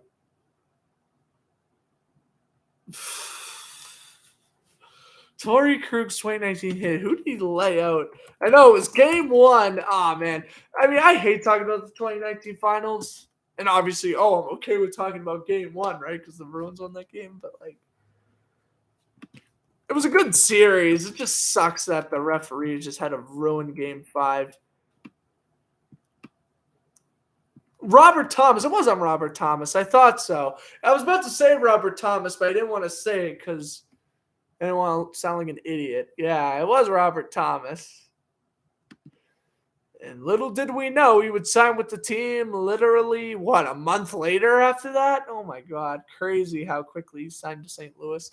All right, on to other news. Now we'll go on to yesterday's news. Dolphins quarterback Tua Tagovailoa, he is inactive this Sunday, against the Patriots because concussions. He has suffered 3 concussions this year. Teddy Bridgewater will start.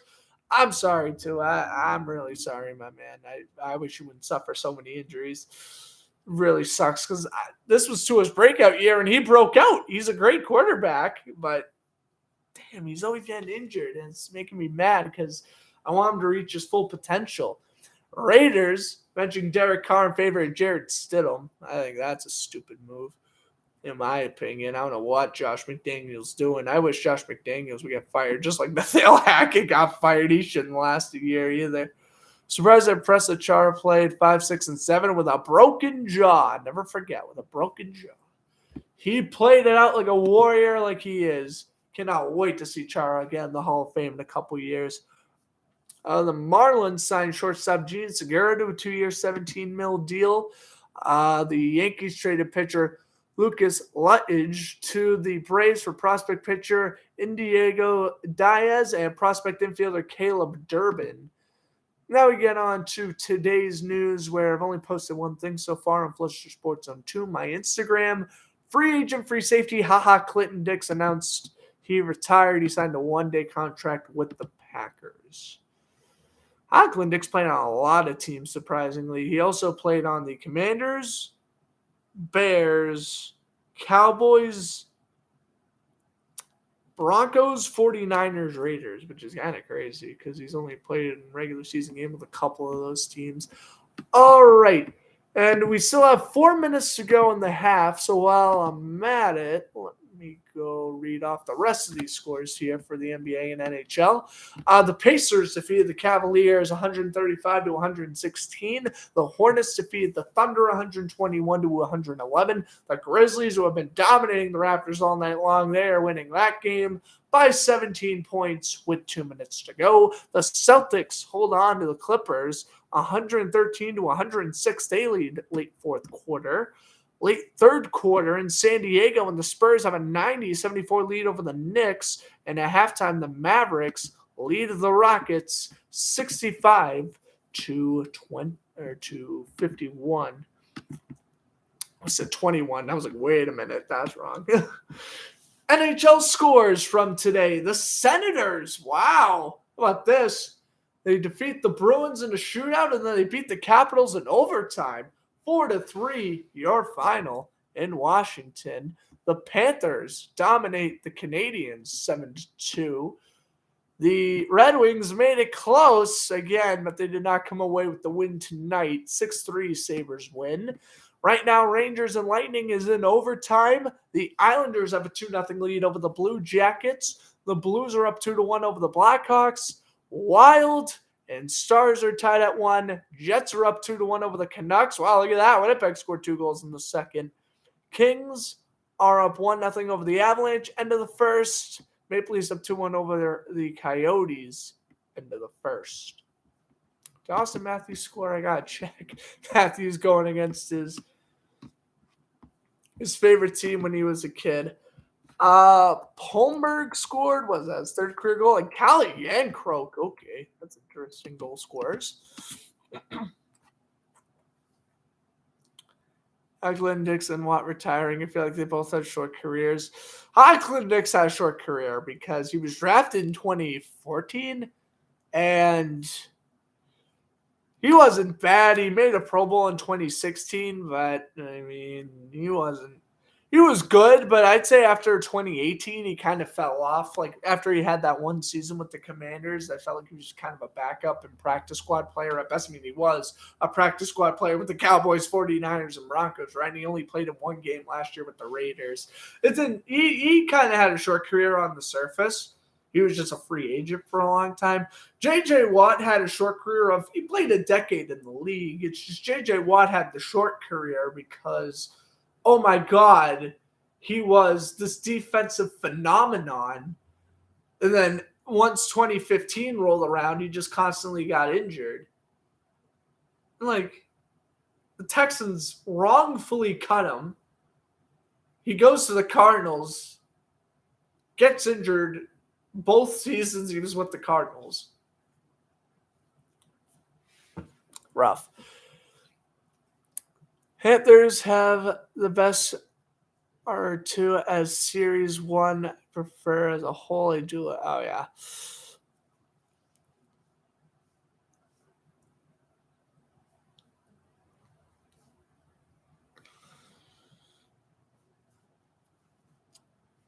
All right. Well, it looks like we are ready to begin the second half, ladies and gentlemen. Very quick game so far. It's always nice when you're just ending halftime at a little bit past the hour and a half mark. That means this game is flying by. Last week's Thursday night game flew by too. Jaguars and Jets. That was a quick game. Also, while I'm at it, now try to throw an insult at Zach Wilson. Josh Dobbs is a better quarterback than Zach Wilson.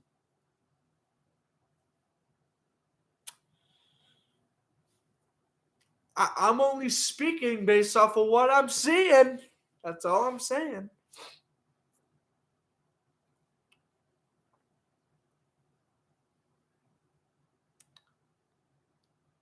Oh, Nick Bukestad scored for the Coyotes, apparently. Just got that notification. It was 46 seconds into the game.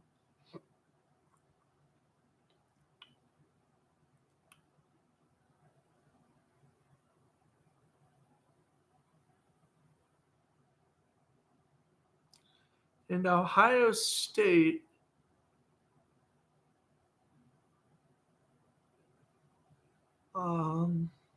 Florida defeated Ohio State in the college football bowl game that was today. I watched a little bit of that Syracuse Minnesota game. Very cool that they had that game in Yankee Stadium. Alrighty, here's the kickoff. Touchback. And so the Titans will get the ball first. And they had all of the momentum in the second quarter. They pull in within 4. Let's see if they can take the lead here. And again, with the Cowboy loss tonight, the Eagles they don't even need to worry about the rest of the season. They clinch the NFC East. Dobbs under center, 1st and 10. Handoff goes up the middle, and that's a gain of 2, maybe 3, depending on where they spot it. Because that's going to be Haskins on the carry.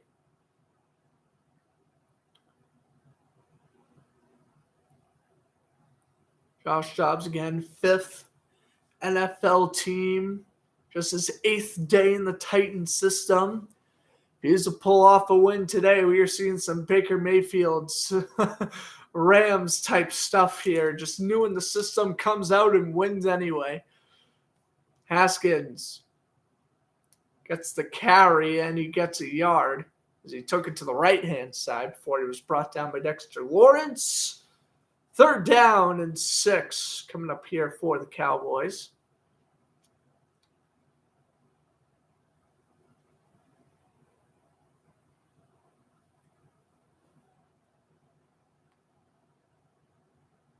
$54 total yards.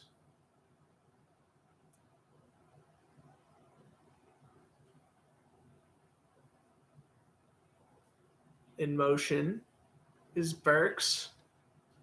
That's 5 seconds left on the play clock. Dobbs takes the snap. Haskins blocking. Pass is dropped. Oh, man. That's a 1st down reception.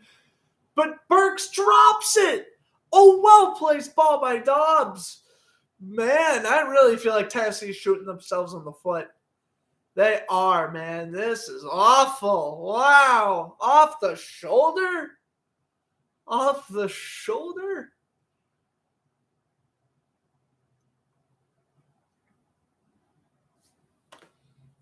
Heartbreaking. Tennessee would have had a nice 1st down. They would have kept the drive alive. They would have gotten the ball around the 45. but no dice. Turpin will return this punt. Turpin takes it to the left, and he is hit hard at the 27. Flag is down. The USFL MVP goes for a ride.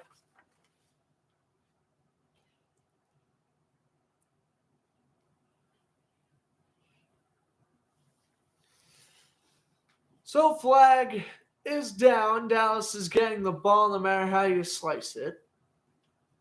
13:23 to go. Third quarter just getting underway. Here in Nissan Stadium, we have blocking in the back on the Cowboys, meaning that they will get the ball. Losing about 10 yards. Let's take a look at the Cowboys' miscue.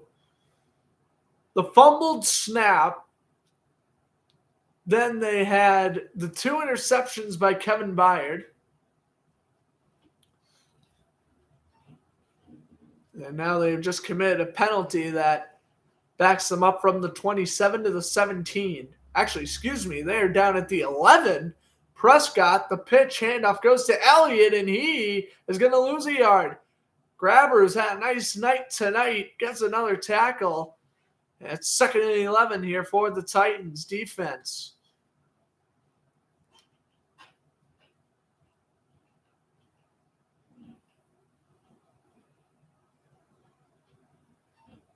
Second and 10, the handoff. Elliott's going to rip off a couple tackles for Byard, brings him down at the 27. Third down coming up here for the Cowboys. They will substitute Elliott for Davis. Third down and 4, they'll mark it. The 17, Prescott, audibles.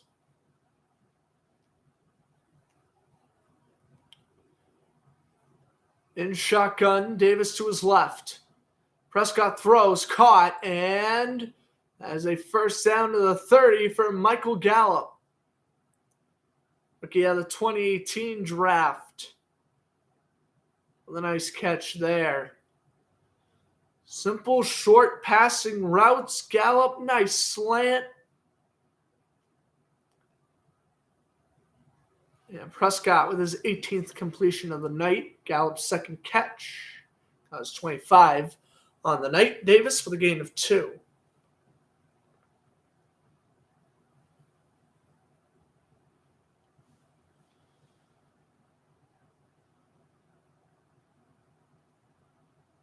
Second down and 9.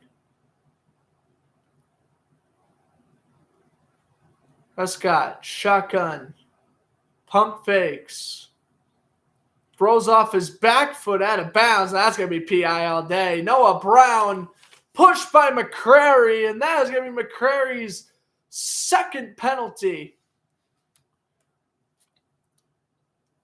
of the night. And while that ball is uncatchable, he still interferes with the receiver. Look at this. Pushing, he literally shoved down Brown. Again, that ball is going out of bounds, but it does not matter. You make that much contact with the receiver after the 5 yards the referee gives you. Awful. That was a pretty not smart penalty to make there. Already 6 penalties on the night for the Titans, and 2 of which by McCrary because of pass interference calls. They get at the 40. Handoff goes, and Davis is stuffed by, oh my gosh. Gibbons is having himself a night. Another tackle. He is playing a fine game of football.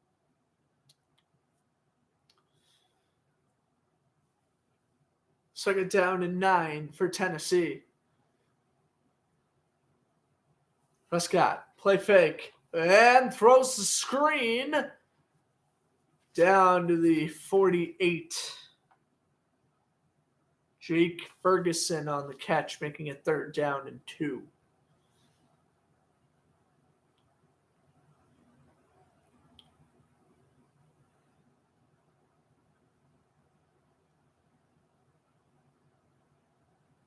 Prescott just gets out of the huddle.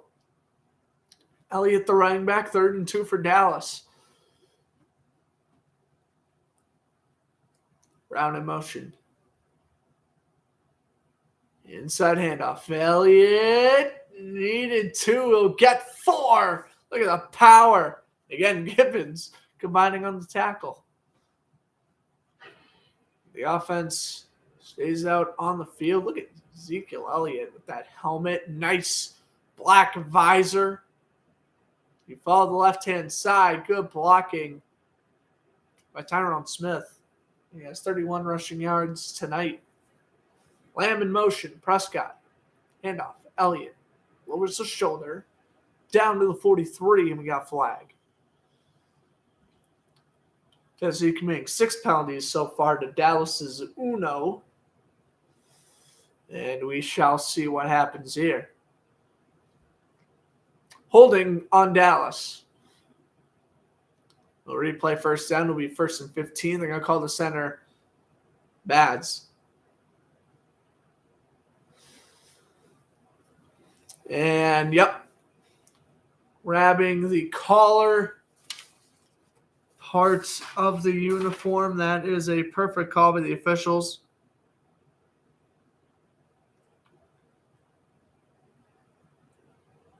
Number 72 for Tennessee, not on my roster, unfortunately.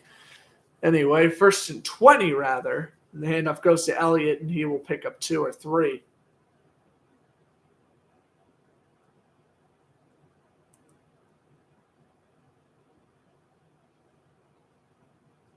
Now 74 total rushing yards on the night. 2nd and 19. Prescott throws to his left, and it's incomplete.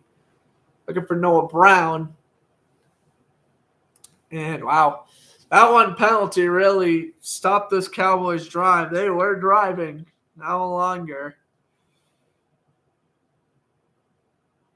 Their offense is getting stymied now.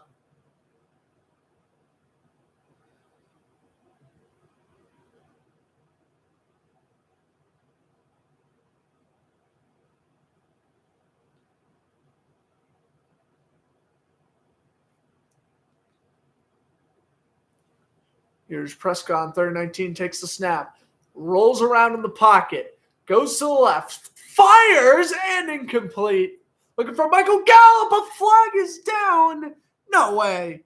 No way. This is going to be pass interference on the Titans. Mike Vrabel is about to lose it. Pass interference on Tennessee. It's 3rd and 19, and they call the rookie Avery. He does hold Gallup. I ain't in shock because it's a bad call. It's a good call by the officials. Oh, my God.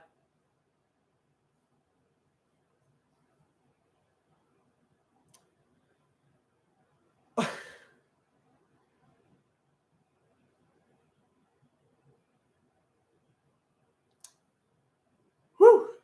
Wow. That is a terrible penalty to take. 1st and goal to go. Prescott, play fake, touchdown, Dalton Schultz. PI is called.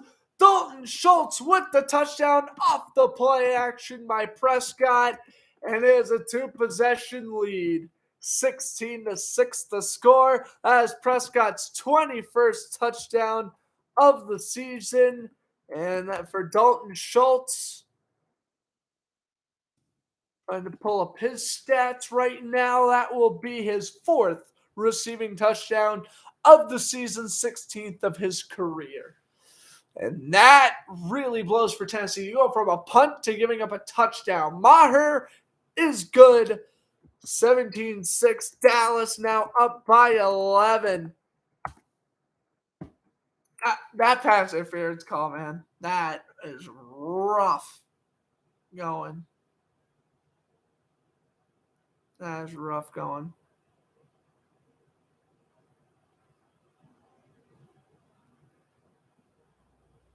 All right. Oh, nothing to do there. 17-6.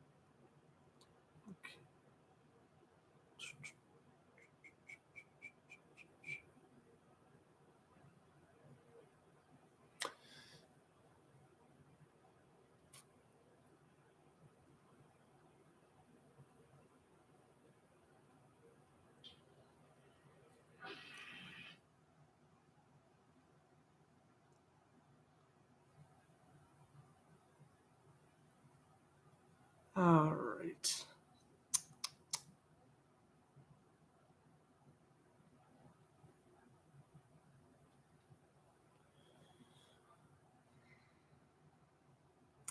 That pass interference, man. That is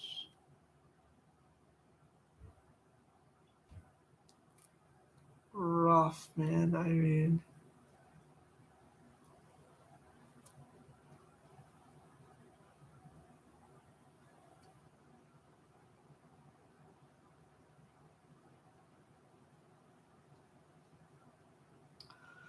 it's just that PI. It just shows that this team is crumbling. They're on a 5-game losing streak. I also heard a rumor that the Cowboys were, the Titans, they were getting nervous that Jacksonville was winning all these games. They were kind of losing a lot of their momentum, it seemed, and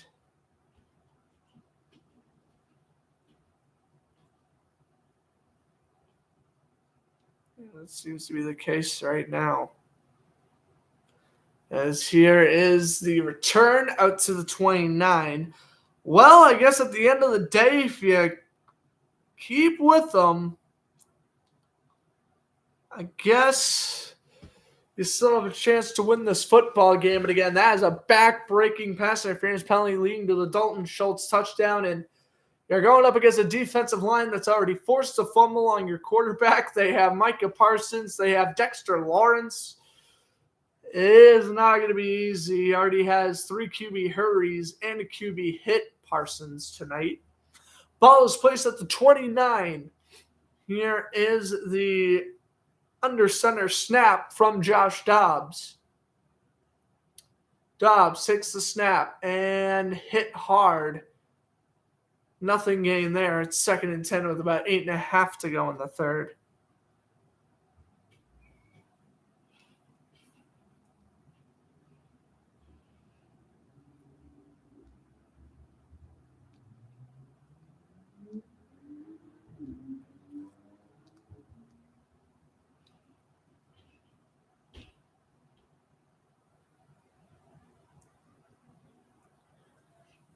So down 10.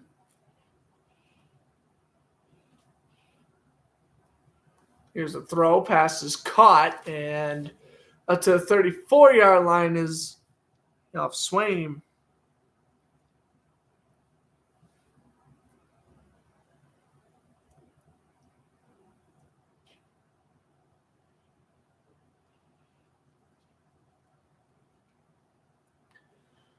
Oh, here we go. 3rd down and 6.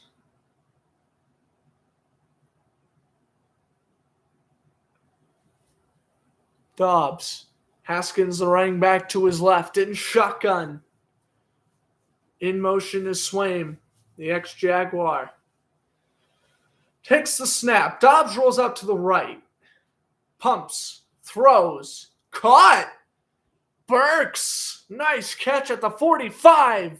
And they are about a 1st down at a field goal range. And you want to know what? Josh Dobbs is the smartest player on this football field right now. He realizes that this is a questionable play, and he's going to go no huddle to the line of scrimmage, and they get the snap off. There is a flag as Haskins runs for 12. I don't think the play is going to count, though, again, because there was a flag. Josh Dobbs knew that play had some speculation, and it's actually going to be a penalty on the Cowboys. Declined. 1st down for Haskins. All right. Look at Tennessee move the football. Again, field goal, touchdown, no matter how you put it, it is a 1-possession game with a score. Wow. Barring a safety, it would only be 17-8 with a safety, but an offensive score is a 1-possession game. Handoff goes. Haskins gets 3 as he took it to the right.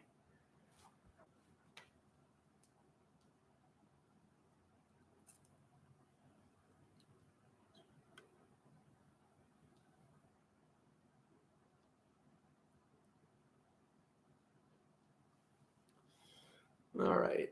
Well, as I mentioned already, Dobbs, career by team.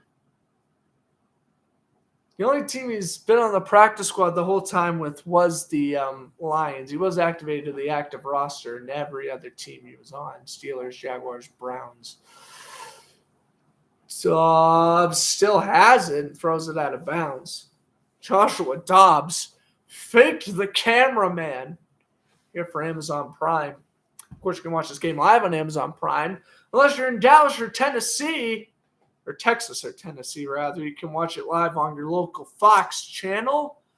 If you're just like me who live out of these states, well, gotta have Amazon Prime. You gotta use legal streaming services, which is what I had to do last week when my downstairs television was broken, but we got it fixed yesterday, and let me just say, it is a fresh of breath air broadcasting off a television screen compared to a small computer screen. Here is Haskins, 3rd and 7, the inside handoff. He rumbles inside the 30 down to about the 26. It's 4th and 3, and honestly, if I'm Tennessee, you can kick the field goal and make it a one-possession game, and maybe with a beat-up offense, you might want to, but you can potentially go for this. And 4th and 2, the offense is going to stay on the field. Hey, draw Dallas off sides. You could always call a timeout and kick a field goal. That's always an option, but I would go for it here. 8 seconds left on the play clock. Dobbs, they do snap it. Inside handoff. Haskins dives, and I don't know. It's going to be close. I think first down. It is a first down for the Titans. Wow. 4th and 2, inside handoff up the middle. Give it a Haskins. Lowers the shoulder on Lawrence, and he does get the first down. Needed 2, got 3. Well, 2.5, but it is still a first down for the Titans. In motion. Under center is Dobbs. Audibles. Takes the snap. Handoff goes. Haskins to the right. Down to the 20.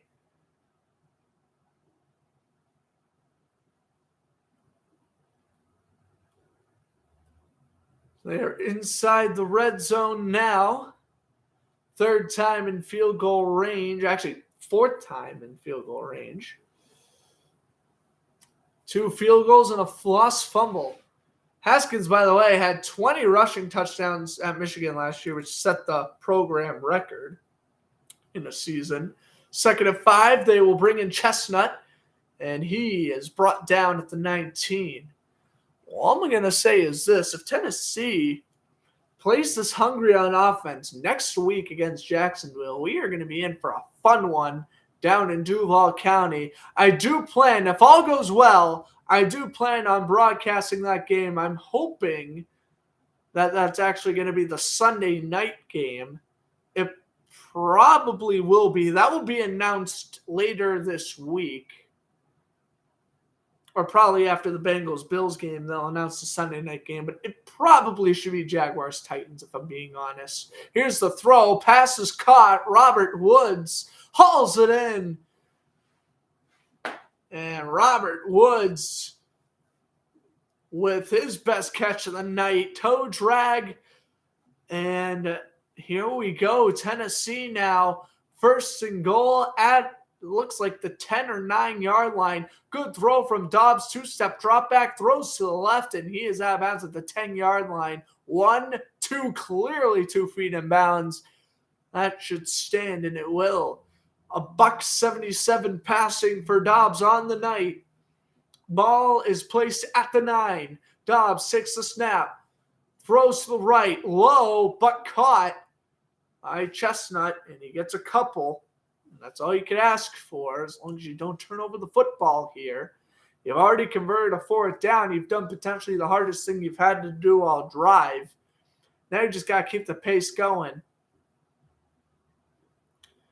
Malik Willis is on the bench, and he is clapping on his teammates, but you got to imagine the poor kid plays his heart out in college, drops to the 2nd round, selected by a team that, doesn't necessarily need a quarterback. When Ryan Tannehill is healthy, he is a capable starter. He gets a couple of starts. He underperforms in each and every single one. He only has 1 touchdown to 2 interceptions, along with a couple of fumbles in his career. Gets replaced by a guy who's only been on the team for 8 days, and the guy who's been on the team for significantly less has played significantly better. As Javon Curse is injured, and they'll help him off the sidelines.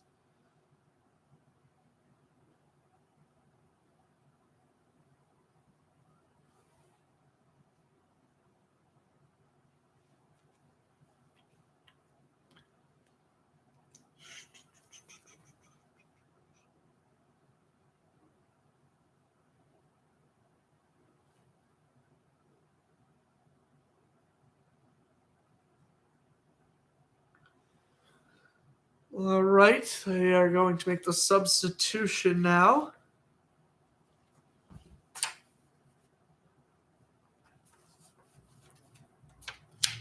Dobbs 181 passing on the night. We'll substitute out Curse for who I believe will be Marquise Bell. 2nd down and 6. For the Titans, they need to get at the 1 for a first to make it 1st and goal technically. Play fake. Dobbs throws incomplete, looking for Burks in the end zone, but he was double covered. It's 3rd and 6. And well, now if you're Tennessee, do you kick the field goal or do you go for it? I think if it's 3rd and 6, you should kick the field goal and make it a 1-possession game. But if you were looking at a 4th and 2 or shorter, I think you go for it. At least that's just what I think anyway.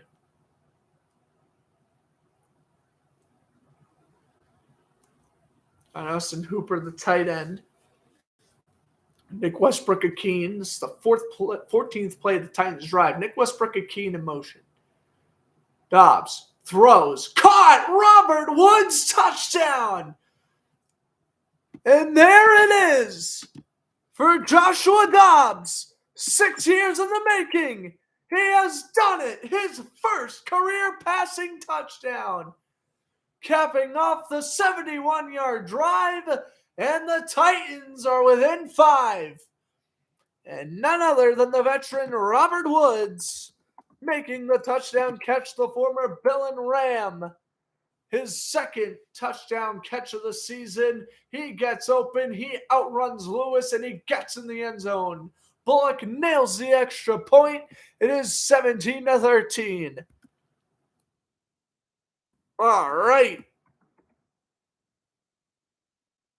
The first touchdown we've seen since, well, Dalton Schultz. The first Titan TD we've seen since Malik Willis's touchdown against the Texans last week.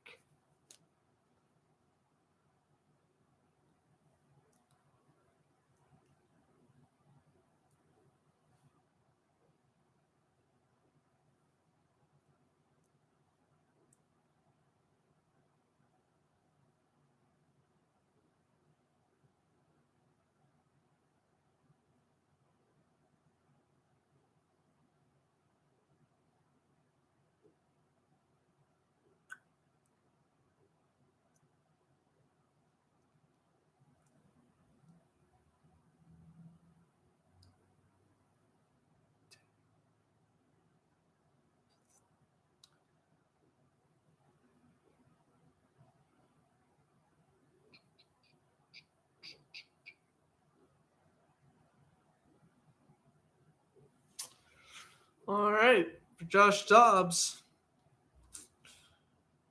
first career touchdown pass. That ain't too bad.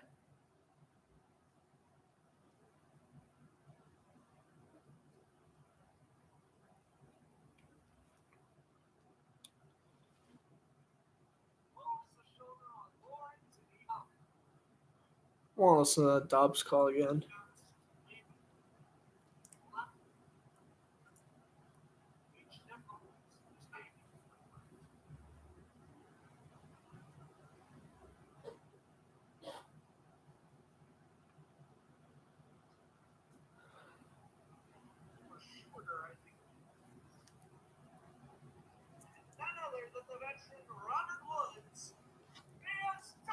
Okay, here we go. Dobbs throws. Caught. Robert Woods touchdown. And there it is. For Joshua Dobbs. 6 years of the making. He has done it. His first career passing touchdown. Good for Dobbs. Good for Dobbs. I don't know if I'm like... You can't believe I'm saying this. It's because this game doesn't matter for a playoff spot, so I'm more so rooting for the Titans. I don't know. But I've been cheering on Tennessee tonight. I just think the Josh Dobbs story is insane. Like, I'm sorry, I got to root against you next week, Tennessee. But, I mean, I give you credit. I mean, I know what it's like to be, like, on a 5-game losing streak where you should be playing better than you have been. You've been underperforming. I get it. I mean, I lived through the 2018 Jaguars season. I get it. I get when underachieving occurs and you're not expecting it to happen. It's just because injuries happen. I get it. It's awful.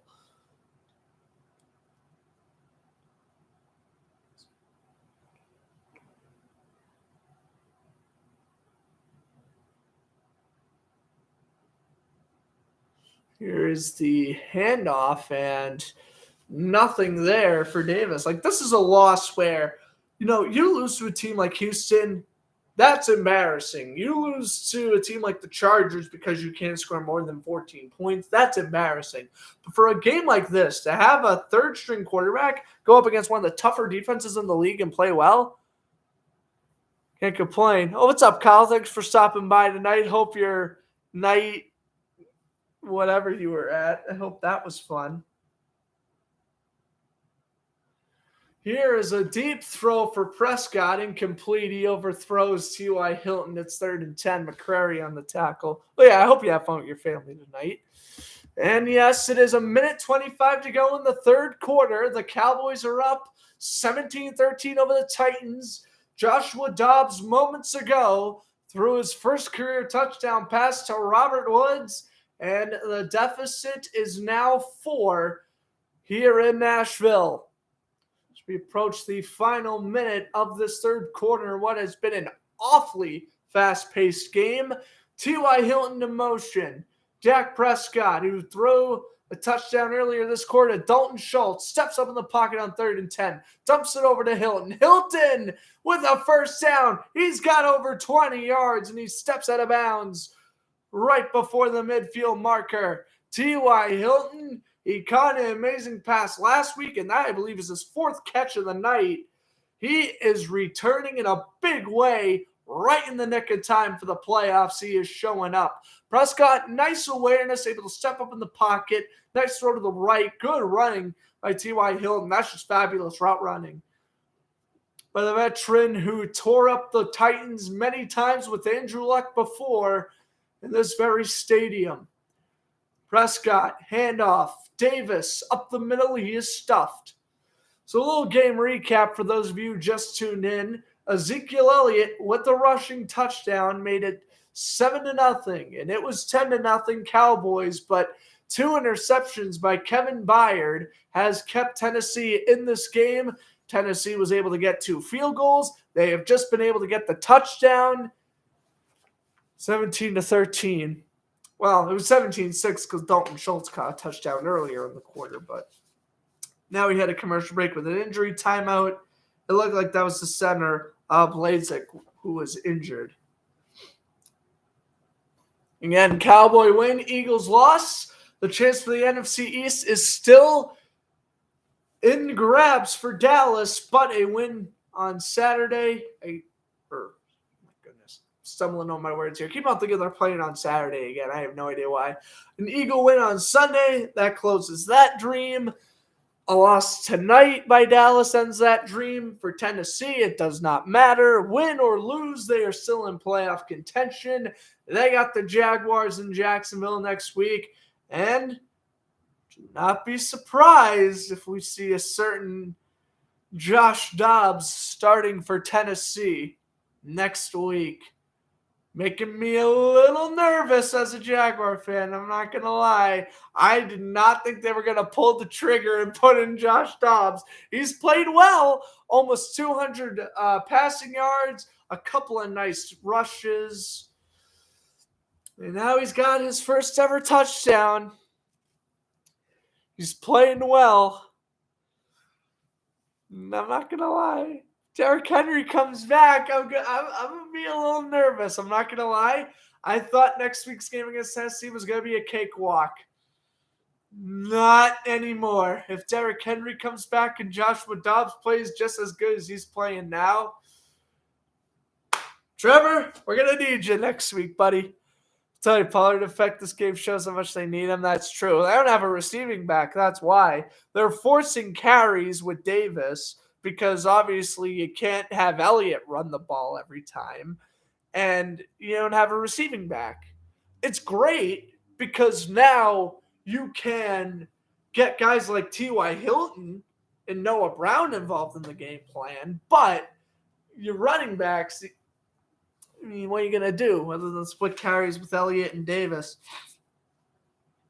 Dallas, according to my roster, does not have a running back on their practice squad. So there was no one else I could even call up for this game. Pollard was listed as an active this morning and replacing the injured center. We're going to put in Tyler Smith as his replacement.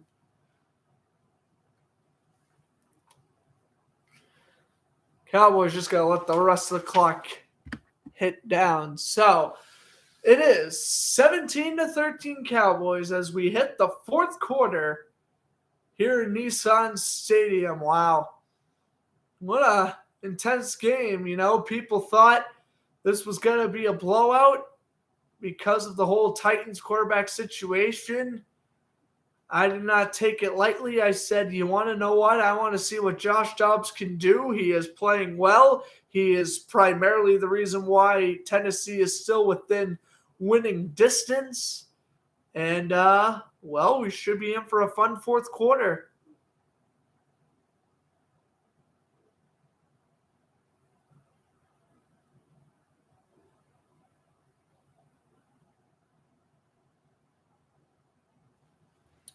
Josh Dobbs would replace Malik Willis in a playoff caliber game and outperform Malik Willis. Man, if you were to tell me that 3 weeks ago, I would have been like, you're crazy. Josh Dobbs is on the Lions and he's going to stay there. Oh, boy. Stuff happens. A lot of stuff happens, apparently. In this league, you can just get signed a couple days in advance and you can be starting by next week. We saw it with Baker Mayfield. We're now seeing it with Josh Dobbs. Crazy.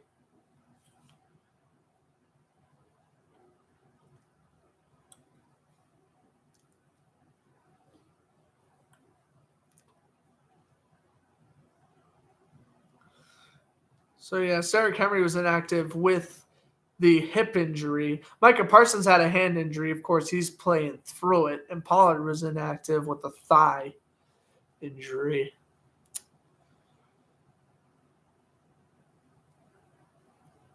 Just quickly check if there have been any sports news today. Today's been dry sports news. Of course, if you follow Flitzer Sports Zone 2 on Instagram, you're probably only going to see 2 posts, which will be, of course, Clint Nix retiring and the outcome of this game. Other than that, I don't think I'm going to be posting any other news from today. This has been a very quiet day of sports news. It was quiet, but that happened yesterday with a lot of quarterback news. Pelly news? I don't post soccer. I know. That was huge. Of course, that was the huge thing that happened today was Pelé passing away, 82 years old, the Brazilian soccer legend. But of course, on Floodsters, if you know, you know. I don't post soccer or college, so major sports news. What I'm talking about here between the four major leagues. But Pelly passing away is huge. Minnesota Gophers beating Syracuse in the New York, in the Bronx Bowl was huge. Florida beating Oklahoma was huge. How about Providence Friars basketball beating Butler in basketball? That was huge. Crazy game last night between, who was it, Oregon and North Carolina. That was probably the best bowl game we've had so far. At least best one I've watched. Incredible. Oregon takes the lead with 19 seconds left. North Carolina elects to go for the Hail Mary instead of a 57-yard field goal. Doesn't make any sense. Oregon knocks the pass down, wins the game. That was a fun game to watch. I tried watching some of the Ole Miss game, but they were ticking me off. I wanted Ole Miss to win, but instead they let Texas Tech win. Down to the 21 Davis. Yeah, those were the bowl games from yesterday. Those are new Cowboys. How much like them? They should wear them more often. I like this. They have the Cowboys' old Color Rush uniforms that they debuted back in 2016. They won that game against the Vikings, and they've kind of worn it once or twice a year ever since then. Now they use it as their alternates, and with the new helmet policy, it looks really nice. The white helmets. Prescott avoids the sack, 2nd and 4, and he is brought down from behind. Good tackle there from Tart. He's had a great night. He's had a great couple of weeks. 3rd and 2 coming up here for the Cowboys. Take a look again here. Lamb in motion. They had Davis as the running back, and Davis has been the Cowboys' primary 3rd down back all night long, so don't expect to see Zeke here. 3rd and 2, they get out of the huddle. Oh, well, I guess we will bring out Elliott. Okay. Elliott will be the running back in shotgun. They put Brown in motion. Prescott throws. Oh, no, that is Davis. What the heck? What game am I watching? 1st down, Davis. Needed 2, got 5. I could have sworn the 3 looked like a 2. I greatly apologize for that. Like, Elliott said, no, he's not. Well, use Davis while you can. 39 rushing yards, 23 receiving on the night. 1st and 10 at the 13-yard line.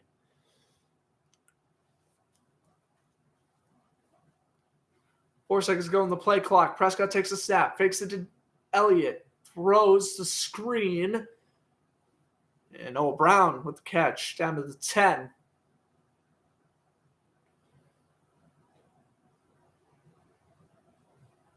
We now have 12:20 counting, 4th quarter.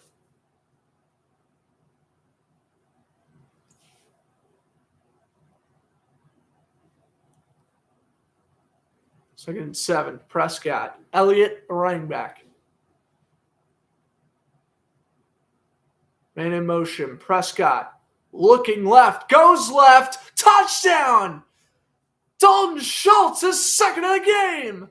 Reaching over the corner and giving the Cowboys a 2-possession lead again. Go up and get it, big fella. That was a nice play by Dalton Schultz. They put him in motion. Good block by Jason Peters. Prescott was looking left the whole way. Beautiful throw over the safety and a clean touchdown grab by Dalton Schultz.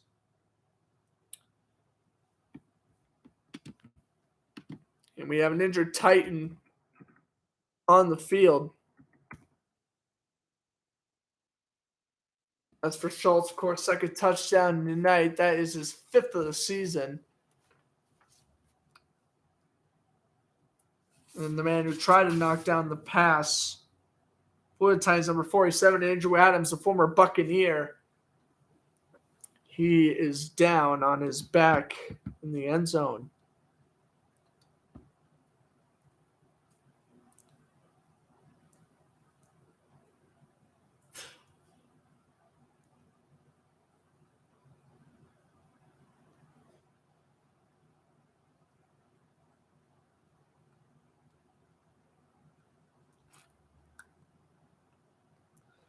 Andre Vasilevsky in today's Rangers Lightning game had a save of the season.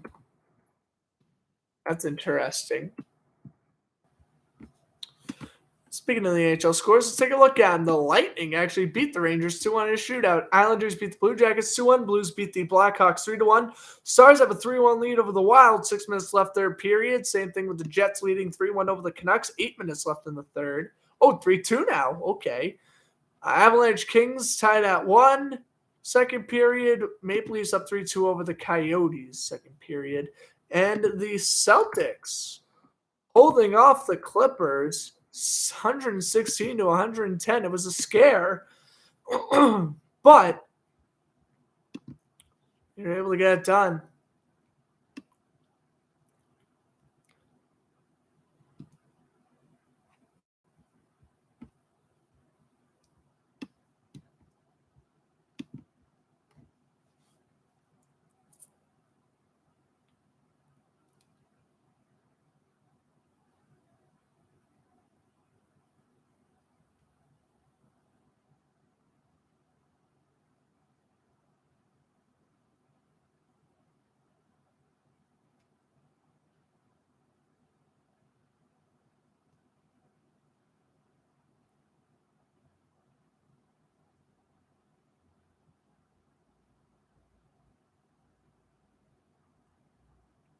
Alrighty.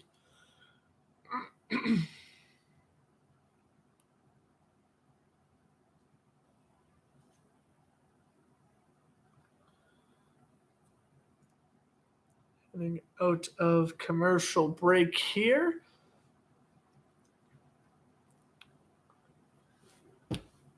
Off a Dalton Schultz touchdown, they're going to bring out Adam Adams to the locker room. And now we get Brett Maher for the extra point. 11:58 to go, fourth quarter. Good snap, good hold, and Dallas makes it 24-13. What's up, to Evil Hope? Thanks for stopping by, as per usual. Blues won 2-1. Yes, they did. Beat the Blackhawks. Good stuff. Team is good. My team is good. Oh, you are going to the Packers game. It's this Sunday, right? Have fun. Oh, my gosh. How close do you live to Wisconsin again?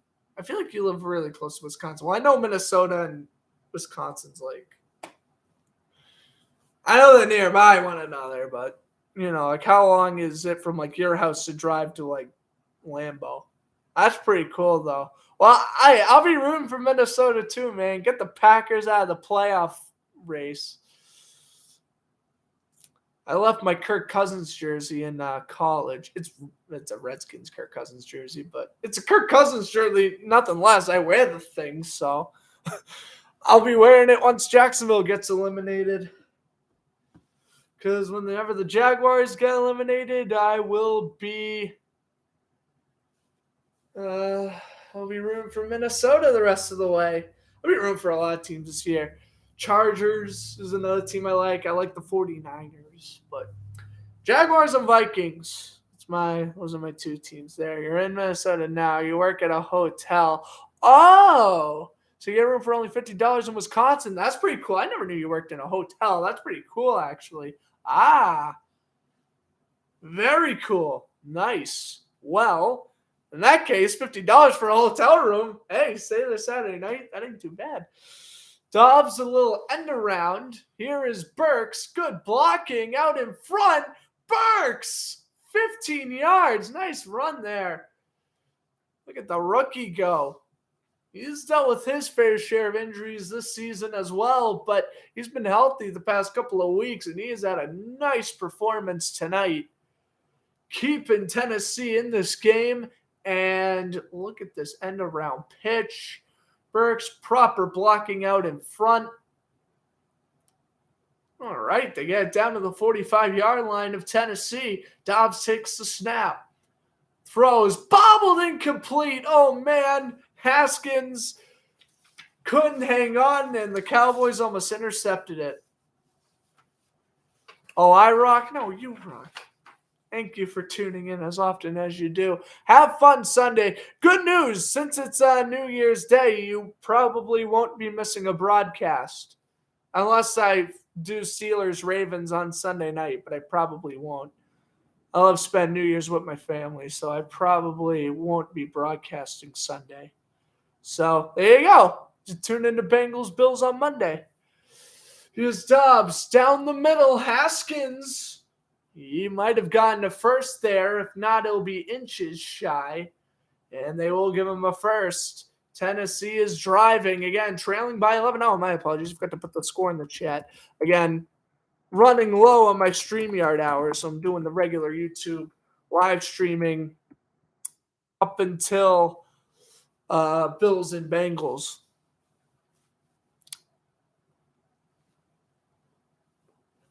As now we have another injured Cowboy. Holding the ankle. Number 54, which will be number, what the hell? Where is he on my roster? I hate when players don't show up on rosters, bro. So annoying. It's so annoying. Who is he? 54. He's not here.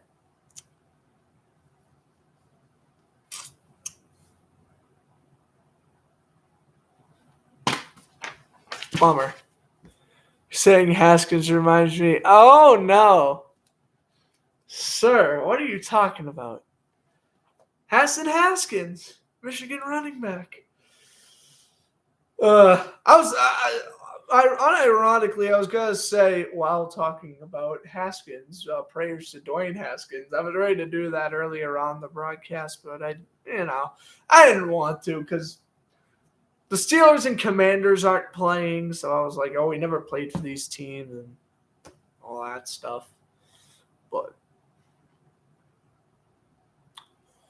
Haskins, man, he was a great player in college. I can critique the living hell out of his NFL career, but we're not here to do that. I'm not a mean guy. I'm not like Adam Schefter who says, struggling NFL quarterback or whatever he said. Dwayne Haskins, you don't bring that up. Never do. So if Josh Rosen's to drop dead tomorrow, hope he doesn't. What am I going to say? 8th overall pick bust? Like, no, stop that. Or am I going to say former UCLA quarterback Josh Rosen passed away. He played with the Cardinals, Dolphins, oh my God, Buccaneers, 49ers, a lot of teams, 49ers. Who do you play with afterwards? Oh my God, my mind's drawing a blank. He's playing so many teams. Falcons, Browns, Vikings. Well, he's currently on the Vikings practice squad. Malik Willis, good or a bust? Bust. The guy has gotten benched by Joshua Dobbs, a guy who has been a journeyman backup in this league since 2017. He has just thrown his first career touchdown tonight. He's thrown damn near close to 200 yards tonight. He's the only reason why Tennessee has a pulse in winning tonight and next week. And yes, never in my wildest dreams would I be scared of playing Josh Dobbs. Well, now I am. Here's the overthrow. Okay. Anyways, incomplete. Looking for Burks as Dobbs overthrows him. Man, never in my wildest dreams would I be scared to face Joshua Dobbs for a playoff spot. 20 this year is screwed up. Man, Josh Dobbs being a fright to Duval County. Oh, man, don't. Come on. The reason why I'm scared is because Dallas's secondary is better than ours, and their defensive line's just as good, if not better, because they have Micah Parsons. So, yeah. Anyway, Dobbs throws to the 40, and it will be third down as... I mean, I'll give Tennessee credit. They're doing They're sticking in this game. Should the Vikings trade for Zach Wilson for a 4th-round pick? No. A 7th, sure. Yeah, I think Zach Wilson is going to be a decent backup in this league. I do not think he is a starter. Maybe with the right scheming, he could be an okay starter, but I wouldn't bank on it. 4th-round pick, I think that's a little bit too high for him. I think the Vikings could trade a 5th or a 6th. No offense to my guys, Josh Rosen, Nick Mullins. They are not really – they aren't bad backups, but you could get better backups as Josh Dobbs throws it incomplete. On 3rd and 5, making it 4th and 5 as Dallas brought safety blitz. If the Cowboys should be blowing out the Titans. Yeah, that's what I mean. That's what I'm saying, bro. I'm getting scared about next week now. I thought the Jaguars had this game won for like 3 weeks in a row, but now I'm getting nervous. And God forbid we lay an egg against Houston. Oh, man, I'm going to be nervous out of my skin, bro. This is for a playoff spot. This is no more fooling around. Derek Carr to the Jets, Zach Wilson to the Raiders. No, that won't be a trade. Derek Carr to the Jets, absolutely. That's where I see him. I tweeted that yesterday. He is not going to the – Zach Wilson's not going to the Raiders. Josh McDaniels loves Jared Stidham, so they're going to – honestly, this makes so much sense in hindsight. The Las Vegas Raiders starting quarterback next season is going to be Jimmy Garoppolo. Like, am I the only one who thinks that this is, like, completely, like, obvious? Like, bro, Josh McDaniels loved Jimmy Garoppolo when he was in New England. Come on, he's going to be right there for the taking. You sign the guy. He's going to be a free agent. You sign him, and he's going to keep Stidham as his backup, and he's going to be happy. This is what I'm saying. Fire Josh McDaniels. Though Jimmy Garoppolo, he would succeed in the Raiders, but no, still fire Jimmy Garoppolo. So the punt landed in the end zone, touchback for the Cowboys. Now for Lamar and the Jets, wow. Maybe, I don't know. He needs to get paid, but he's also injured, and he's probably missing this Sunday's game against the Steelers too. So at least what I've heard is Tyler Huntley's going to start. So do you want to pay a quarterback over $200 million when he can't stay healthy? Well, that's a good $1 million question. Send Josh McDaniels to the Jags. I'm being honest with you. It's the same thing with Bill O'Brien. Dude, you know what? Head coach, he's brutal. Bring him in as a quarterback coach. Be my guest. I'm fine with that. Maybe Jags could create a QB controversy between Wilson and Lawrence. Yeah, right. I mean, yeah, sure. I'd take Zach Wilson, sure. I mean, CJ Beathard's whatever. I mean, he's not the worst backup in the world, but he's not the best. He's like a Nick Mullins, for example, with the Vikings. Like, you could get a worse backup, absolutely. But you could also get a better backup. Or you could find a random quarterback that's just been sitting in free agency for 2 years, Josh Dobbs. Look at this. Why'd the Jaguars get Josh Dobbs? Huh?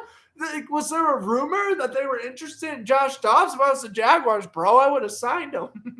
I would have claimed him off the Detroit practice squad first. I would have been like, no, you ain't getting your quarterback.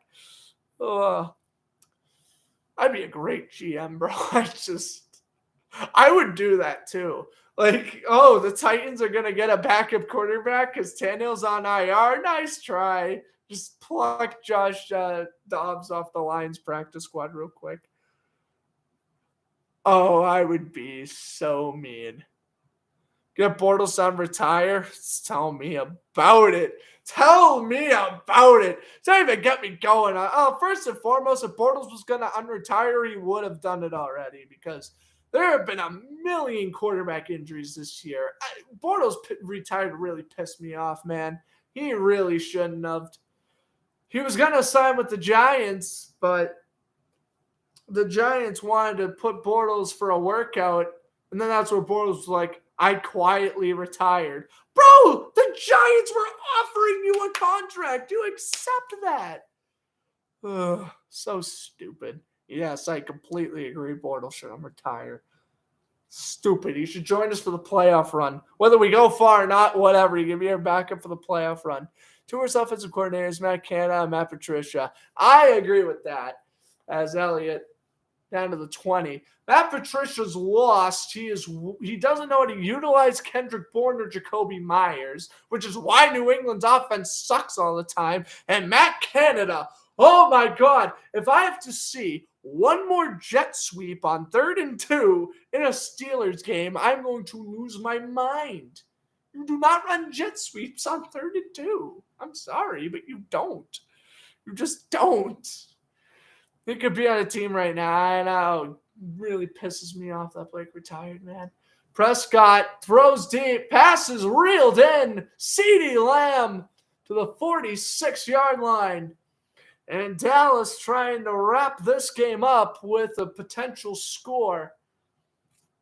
Yeah, man, Bortles, I mean, he should have signed with the Giants when they offered him the freaking contract. Stupid. I don't know why he retired. Prescott throws, caught, down to the 32. Jet sweeps are fun on 3rd and 2. Yeah, well, when you see, in the Vikings case, when you have Justin Jefferson, do what you want. When you're the Steelers case and you only have George Pickens and Deontay Johnson, it's not the brightest thing to do.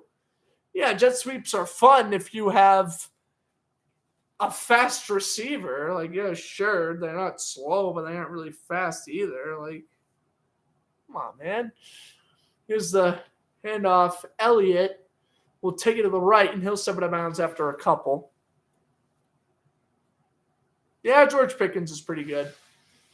He had that sick one-handed catch against the Browns in week 3, did nothing for 2 months, and of course, because voodoo magic, the Pittsburgh Steelers are not out of the playoff race yet. Here he comes. He's playing incredible football again. I don't understand the Steelers, man. They are the St. Louis Cardinals of the NFL, and you cannot say I am wrong. The Pittsburgh Steelers are the St. Louis Cardinals of the NFL. It's like, bro, this team should be washed, but they're not. It's ridiculous. Prescott pump fakes right into a sack. He is down at the 38-yard line, 3rd and long here as Tart, who's been the Titans' best defensive lineman tonight, gets the sack and is now holding his ankle. Oh, man. That's bad news for Tennessee. While Prescott was able to throw it on a dime, it would have been caught by CeeDee Lamb for a touchdown in all likelihood. Tart gets a nice sack on Prescott there, but yeah, his ankle rolls up as a body fell on him. And, yep, that will lead to the twisted ankle for Tart. Do I feel bad for the Cleveland Browns? Man, I did. Because, Jaguar fan, I sympathize with a lot of Browns fans, man. I really did. Jaguars were always the second to last team in the AFC. It was always the Browns, man. I watched the Browns trot out Johnny Manziel. I watched the Browns trot out Cody Kessler. I saw the Browns trot out all of these garbage quarterbacks. And then Baker Mayfield. And I was like, man, this Browns team is fun to watch. They finally got their quarterback for the future. And they treat him like puke. And now, CeeDee Lamb gets tackled. It'll be 4th and about, where would they mark this? Probably 4th and 7-ish or so. Now they have a man who should not be playing football because I think Deshaun Watson is guilty. And if the Browns were to win the Super Bowl, cool. Please win the Super Bowl with Jacoby Brissett, not with Deshaun Watson, bro. I do not feel bad for the Browns, to answer your question. I used to feel bad for them when they used to suck, but now they're not even bad anymore. They're just mediocre. And I hate their freaking quarterback. Here's a good kick by Maher from 45 yards out. It is 27-13 Cowboys with 6:24 to go in regulation.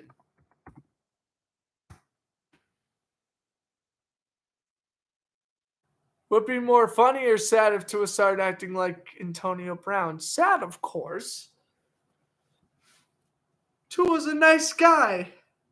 I like watching Tua. Now, but Dolphins got to be careful, though. Really? 3 freaking concussions in one season? 3? Don't even play him for the rest of the season. That's ridiculous, man. He's got to retire in a couple years, Tua, and it's sad. Thoughts on re-signing CJ Beathard? I don't want to re-sign CJ Beathard. I mean, whatever. He takes some kneel downs for us. Nah, I mean, I love a good backup though. I mean, Beathard's not awful, but you'll watch him in the preseason. He'll get like 120 passing yards, which in the grand scheme of things is pretty solid. And, he had a couple of nice years with the 49ers, but I mean, if there is a chance to get a better backup, like a Jacoby Brissett, apparently a Josh Dobbs, I don't know, but a Nick Foles maybe. If the chance to get a better backup is there, a Tyrod Taylor, if the chance to get a better backup's there, you get a better backup. Bring back Gardner Minshew, please. Trent Baalke, I'm blaming that on you. I got asked a serious question the other day. A Jaguar fan actually reached out to me, and he was like, Grant, do you really think Trent Baalke is a good GM? And I said, you know what? This team is great, and they'd be even better without him. I don't believe in concussions. Oh, so you think Antonio Brown's mentally psychotic? Well, that makes 2 of us. I believe in concussions because I had to write a whole paper on concussions back in October.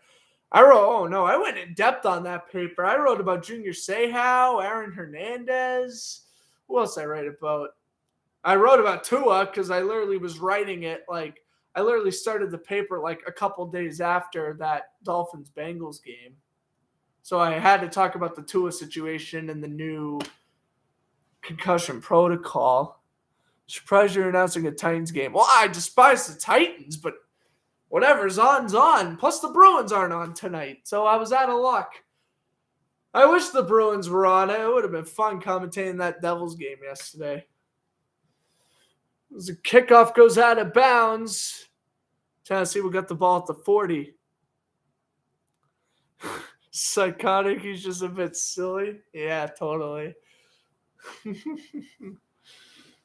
Man, Antonio Brown, though, I shouldn't be laughing. The whole situation's awful. What he does is look at Antonio Brown again. He did something stupid. Man, I mean, he's been since 2017 to now, that man has been mentally unstable. I'm going to look up Antonio Brown, a plain old Google search, and I guarantee you something about him doing something either illegal or close to illegal is in the news. First attempt for Dobbs at the 40, steps up, throws, pass is caught at the 43, and Antonio Brown charges dropped against former wide receiver. That was a week ago. Stupid. Don't drop any of his cases. Send his ass to prison. Pardon my language. Dobbs throws interception. Oh, and that's going to seal it. Dobbs, he tries to step up in the pocket. He throws a risky pass. And as Nashawn Wright coming away with the pass. Man, I mean, you know what? Josh Dobbs, he did a one whirl of a job escaping the sack there. Absolutely no shame in coming out tonight in front of a national audience against one of the league's top defenses, throwing your first career touchdown, keeping your team in the game until the fourth quarter. Dobbs visibly upset on the sideline. Don't be mad at yourself, my man. I think you have won your starting job next week. We will see. We will go while it lasted. Yeah. All right. Now I'm not as nervous. Man, when Dobbs caught that touchdown, I hit Robert Woods. I'm like, oh, no. I'm like, don't you let this man just come back and get all the momentum heading into next week. No. shit down. No. Not a fan of Joshua Dobbs, man. I'm a fan of the guy. I'm just not a fan of the team he plays for. Wish him best of luck next year. Please come back to Jacksonville. I liked Dobbs when he was Minshew's third string. He wasn't even the backup. I think he was there. I think he was our third string in 2019. Prescott fakes it to Elliott, steps up. He's got to throw deep. Pass is bat away. CeeDee Lamb, the intended man, and knocked away by the rookie corner. That is McCrary, 3rd and 10. Coming up here, and we'll wait just a second. If Dallas is to punt here, Tennessee can get the ball back. C. Jackson, C.J. Gardner-Johnson, or James Bradbury. I would love Chauncey Gardner-Johnson. The only issue is he's a safety. And you are going to have to either make, as that pass is incomplete. Pass intended to Noah Brown, the left side's incomplete. There is a flag. But the only issue with that is it's penalties on Dallas, so they will punt with Brian Anger. The only issue with that is that you have Rashawn Jenkins and Andrew Sisko, and then you're going to be running 3 safeties. James Bradbury's okay, but honestly, I kind of just see him having a good year before he officially declines. I want. I don't know. I need to look at the corner market, but I'll probably want some. I wouldn't mind another corner or two. Cause Trey Herndon, man, time for him to go. He's playing better this year. Oh, muff punt! Tennessee muffs the punt, and Dallas got it. Wow, fair catch was called, and that is a muff. Flag is down. It was Robert Woods who tried to retrieve it. Oh, he might have been interfered. Maybe not. Kelvin Joseph may have interfered with them.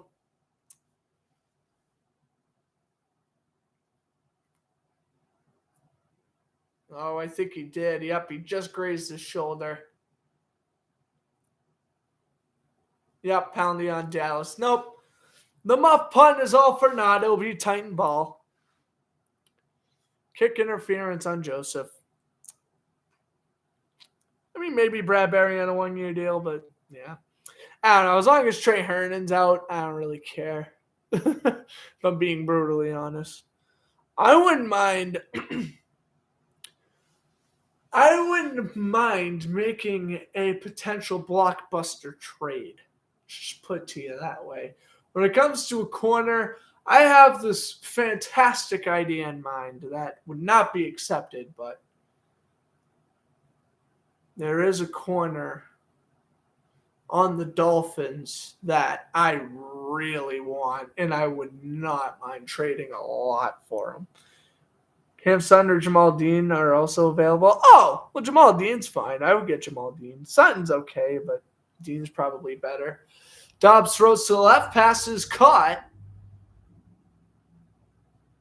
Man, my dream offseason, though, I'm even fine with trading away draft capital.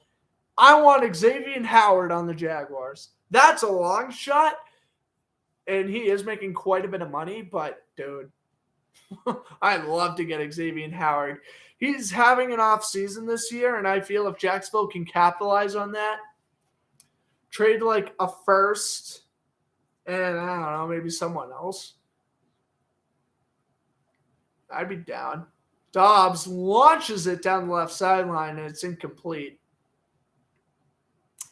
Yeah, man, I want Xavier Howard.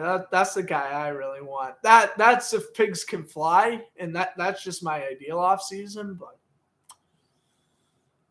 Jamal Dean wouldn't be a bad pickup.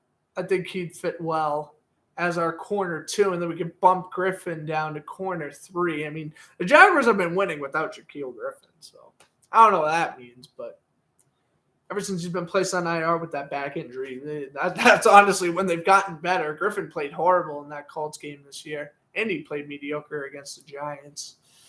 Dobbs rolls out to the left, throws caught, and on 3rd and 4, they pick up 8. First down, they got to get going here. Tennessee with a touchdown. Still have all 3 timeouts. So does Dallas, but Tennessee with a quick touchdown, they could potentially get another 3 and out and tie up this football game. Yeah, pretty much as long as Herndon's gone and we get an upgrade over Herndon, that's fine. If we would, make a huge trade for Xavier Howard. I'm trying to think of the roster and see who I would get rid of. If we still have Miles Jack, I would say I would trade Miles Jack, but since we don't, I don't really want to give up a linebacker right now. It'd probably be a defensive lineman, but I don't know who. Here's the throw, incomplete. And it would be tough to Nick Westbrook-Akeem was the intended receiver. And it might be tough to get Howard because they would probably want Josh Allen. And I would not trade Josh Allen for Xavier Howard as much as I want Howard. My cousin played youth sports and lives on the same street as Josh Dobbs. Really? Wow, ain't that something? So he's probably cheering for Tennessee tonight then. That's really cool. Tell him I have a Joshua Dobbs rookie card. I'll send him his way. He could get that autograph for me. I do have a Josh Dobbs rookie card in my room. In his Tennessee Vultures jersey. That's incomplete. 3rd and 10.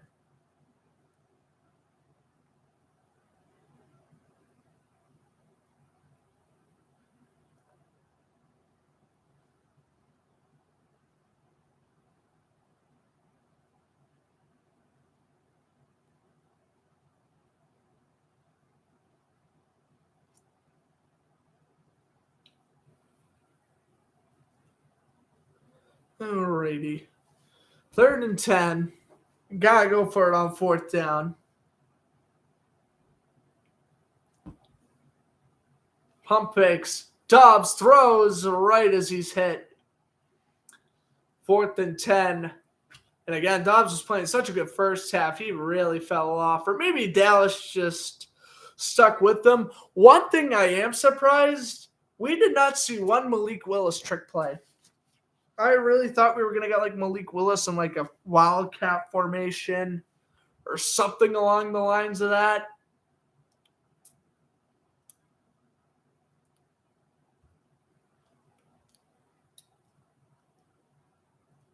I guess not.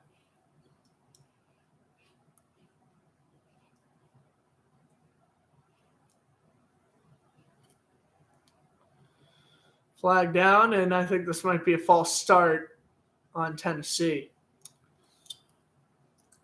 Yep, they're calling on the tackle daily. So it says he doesn't convert here. Dallas can essentially run out the clock and a blatant false start on the left guard.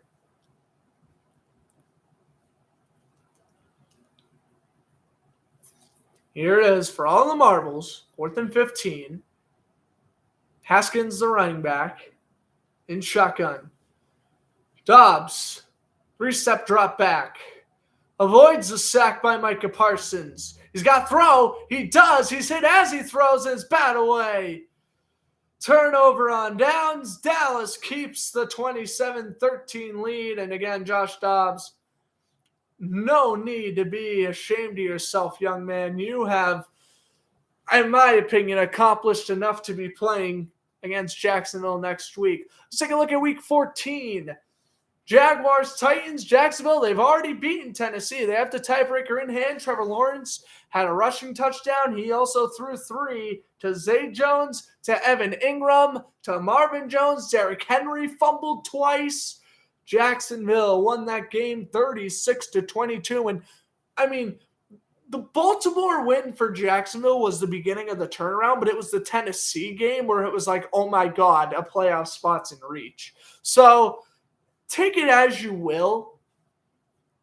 I'm not going to lie to you. Even after that win against Tennessee, I really thought that once we lost that Detroit game, it was over. I really thought the season was done after we lost to the Lions. And it really sucks because if we did beat the Lions, or a lot of winnable games the Jaguars lost this year at the beginning of the year, Washington, Philadelphia, the Giants, the Colts, the Texans, the first matchup against Houston. Like, you win one or two of those games, Titans lost right here, a win on Sunday, you're in the playoffs. You don't even need to play a winning you're in Week 18 game. That's what stinks. They could have clinched the division this week if they won a couple of their games earlier on in the year, but what are you going to do?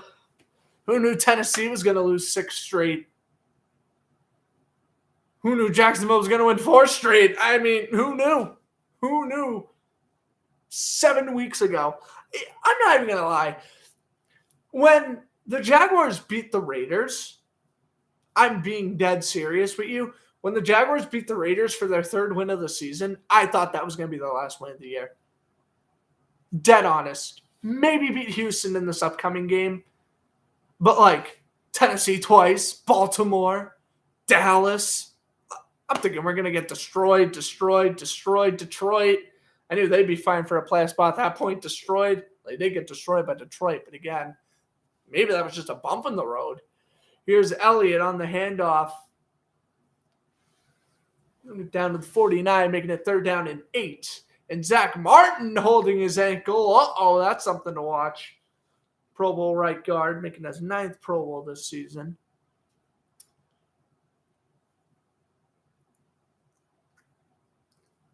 Tennessee, I'm thinking win.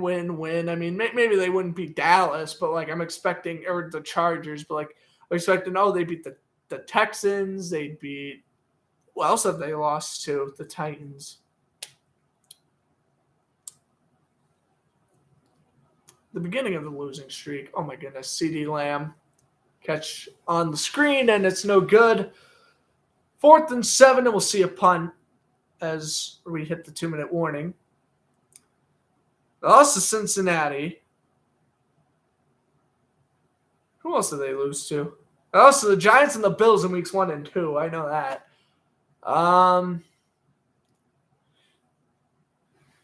I actually gotta look up their schedule. I honestly am blanking right now on the Titans schedule.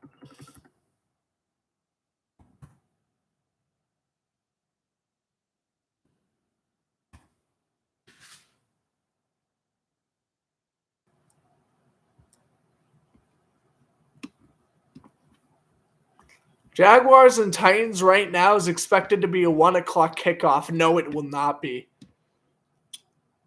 If that, honestly, I'm not even gonna lie. I'm being brutally honest with you here. If Jaguars Titans is not Sunday Night Football next weekend, I'm actually gonna be devastated. Like, Jaguars earned a primetime game, man. They deserve one. Eagles, that's right. It was the Eagles. Yeah, I got slapped by the Eagles. But, like, you kind of sense that Tennessee was struggling because Tannehill got injured once.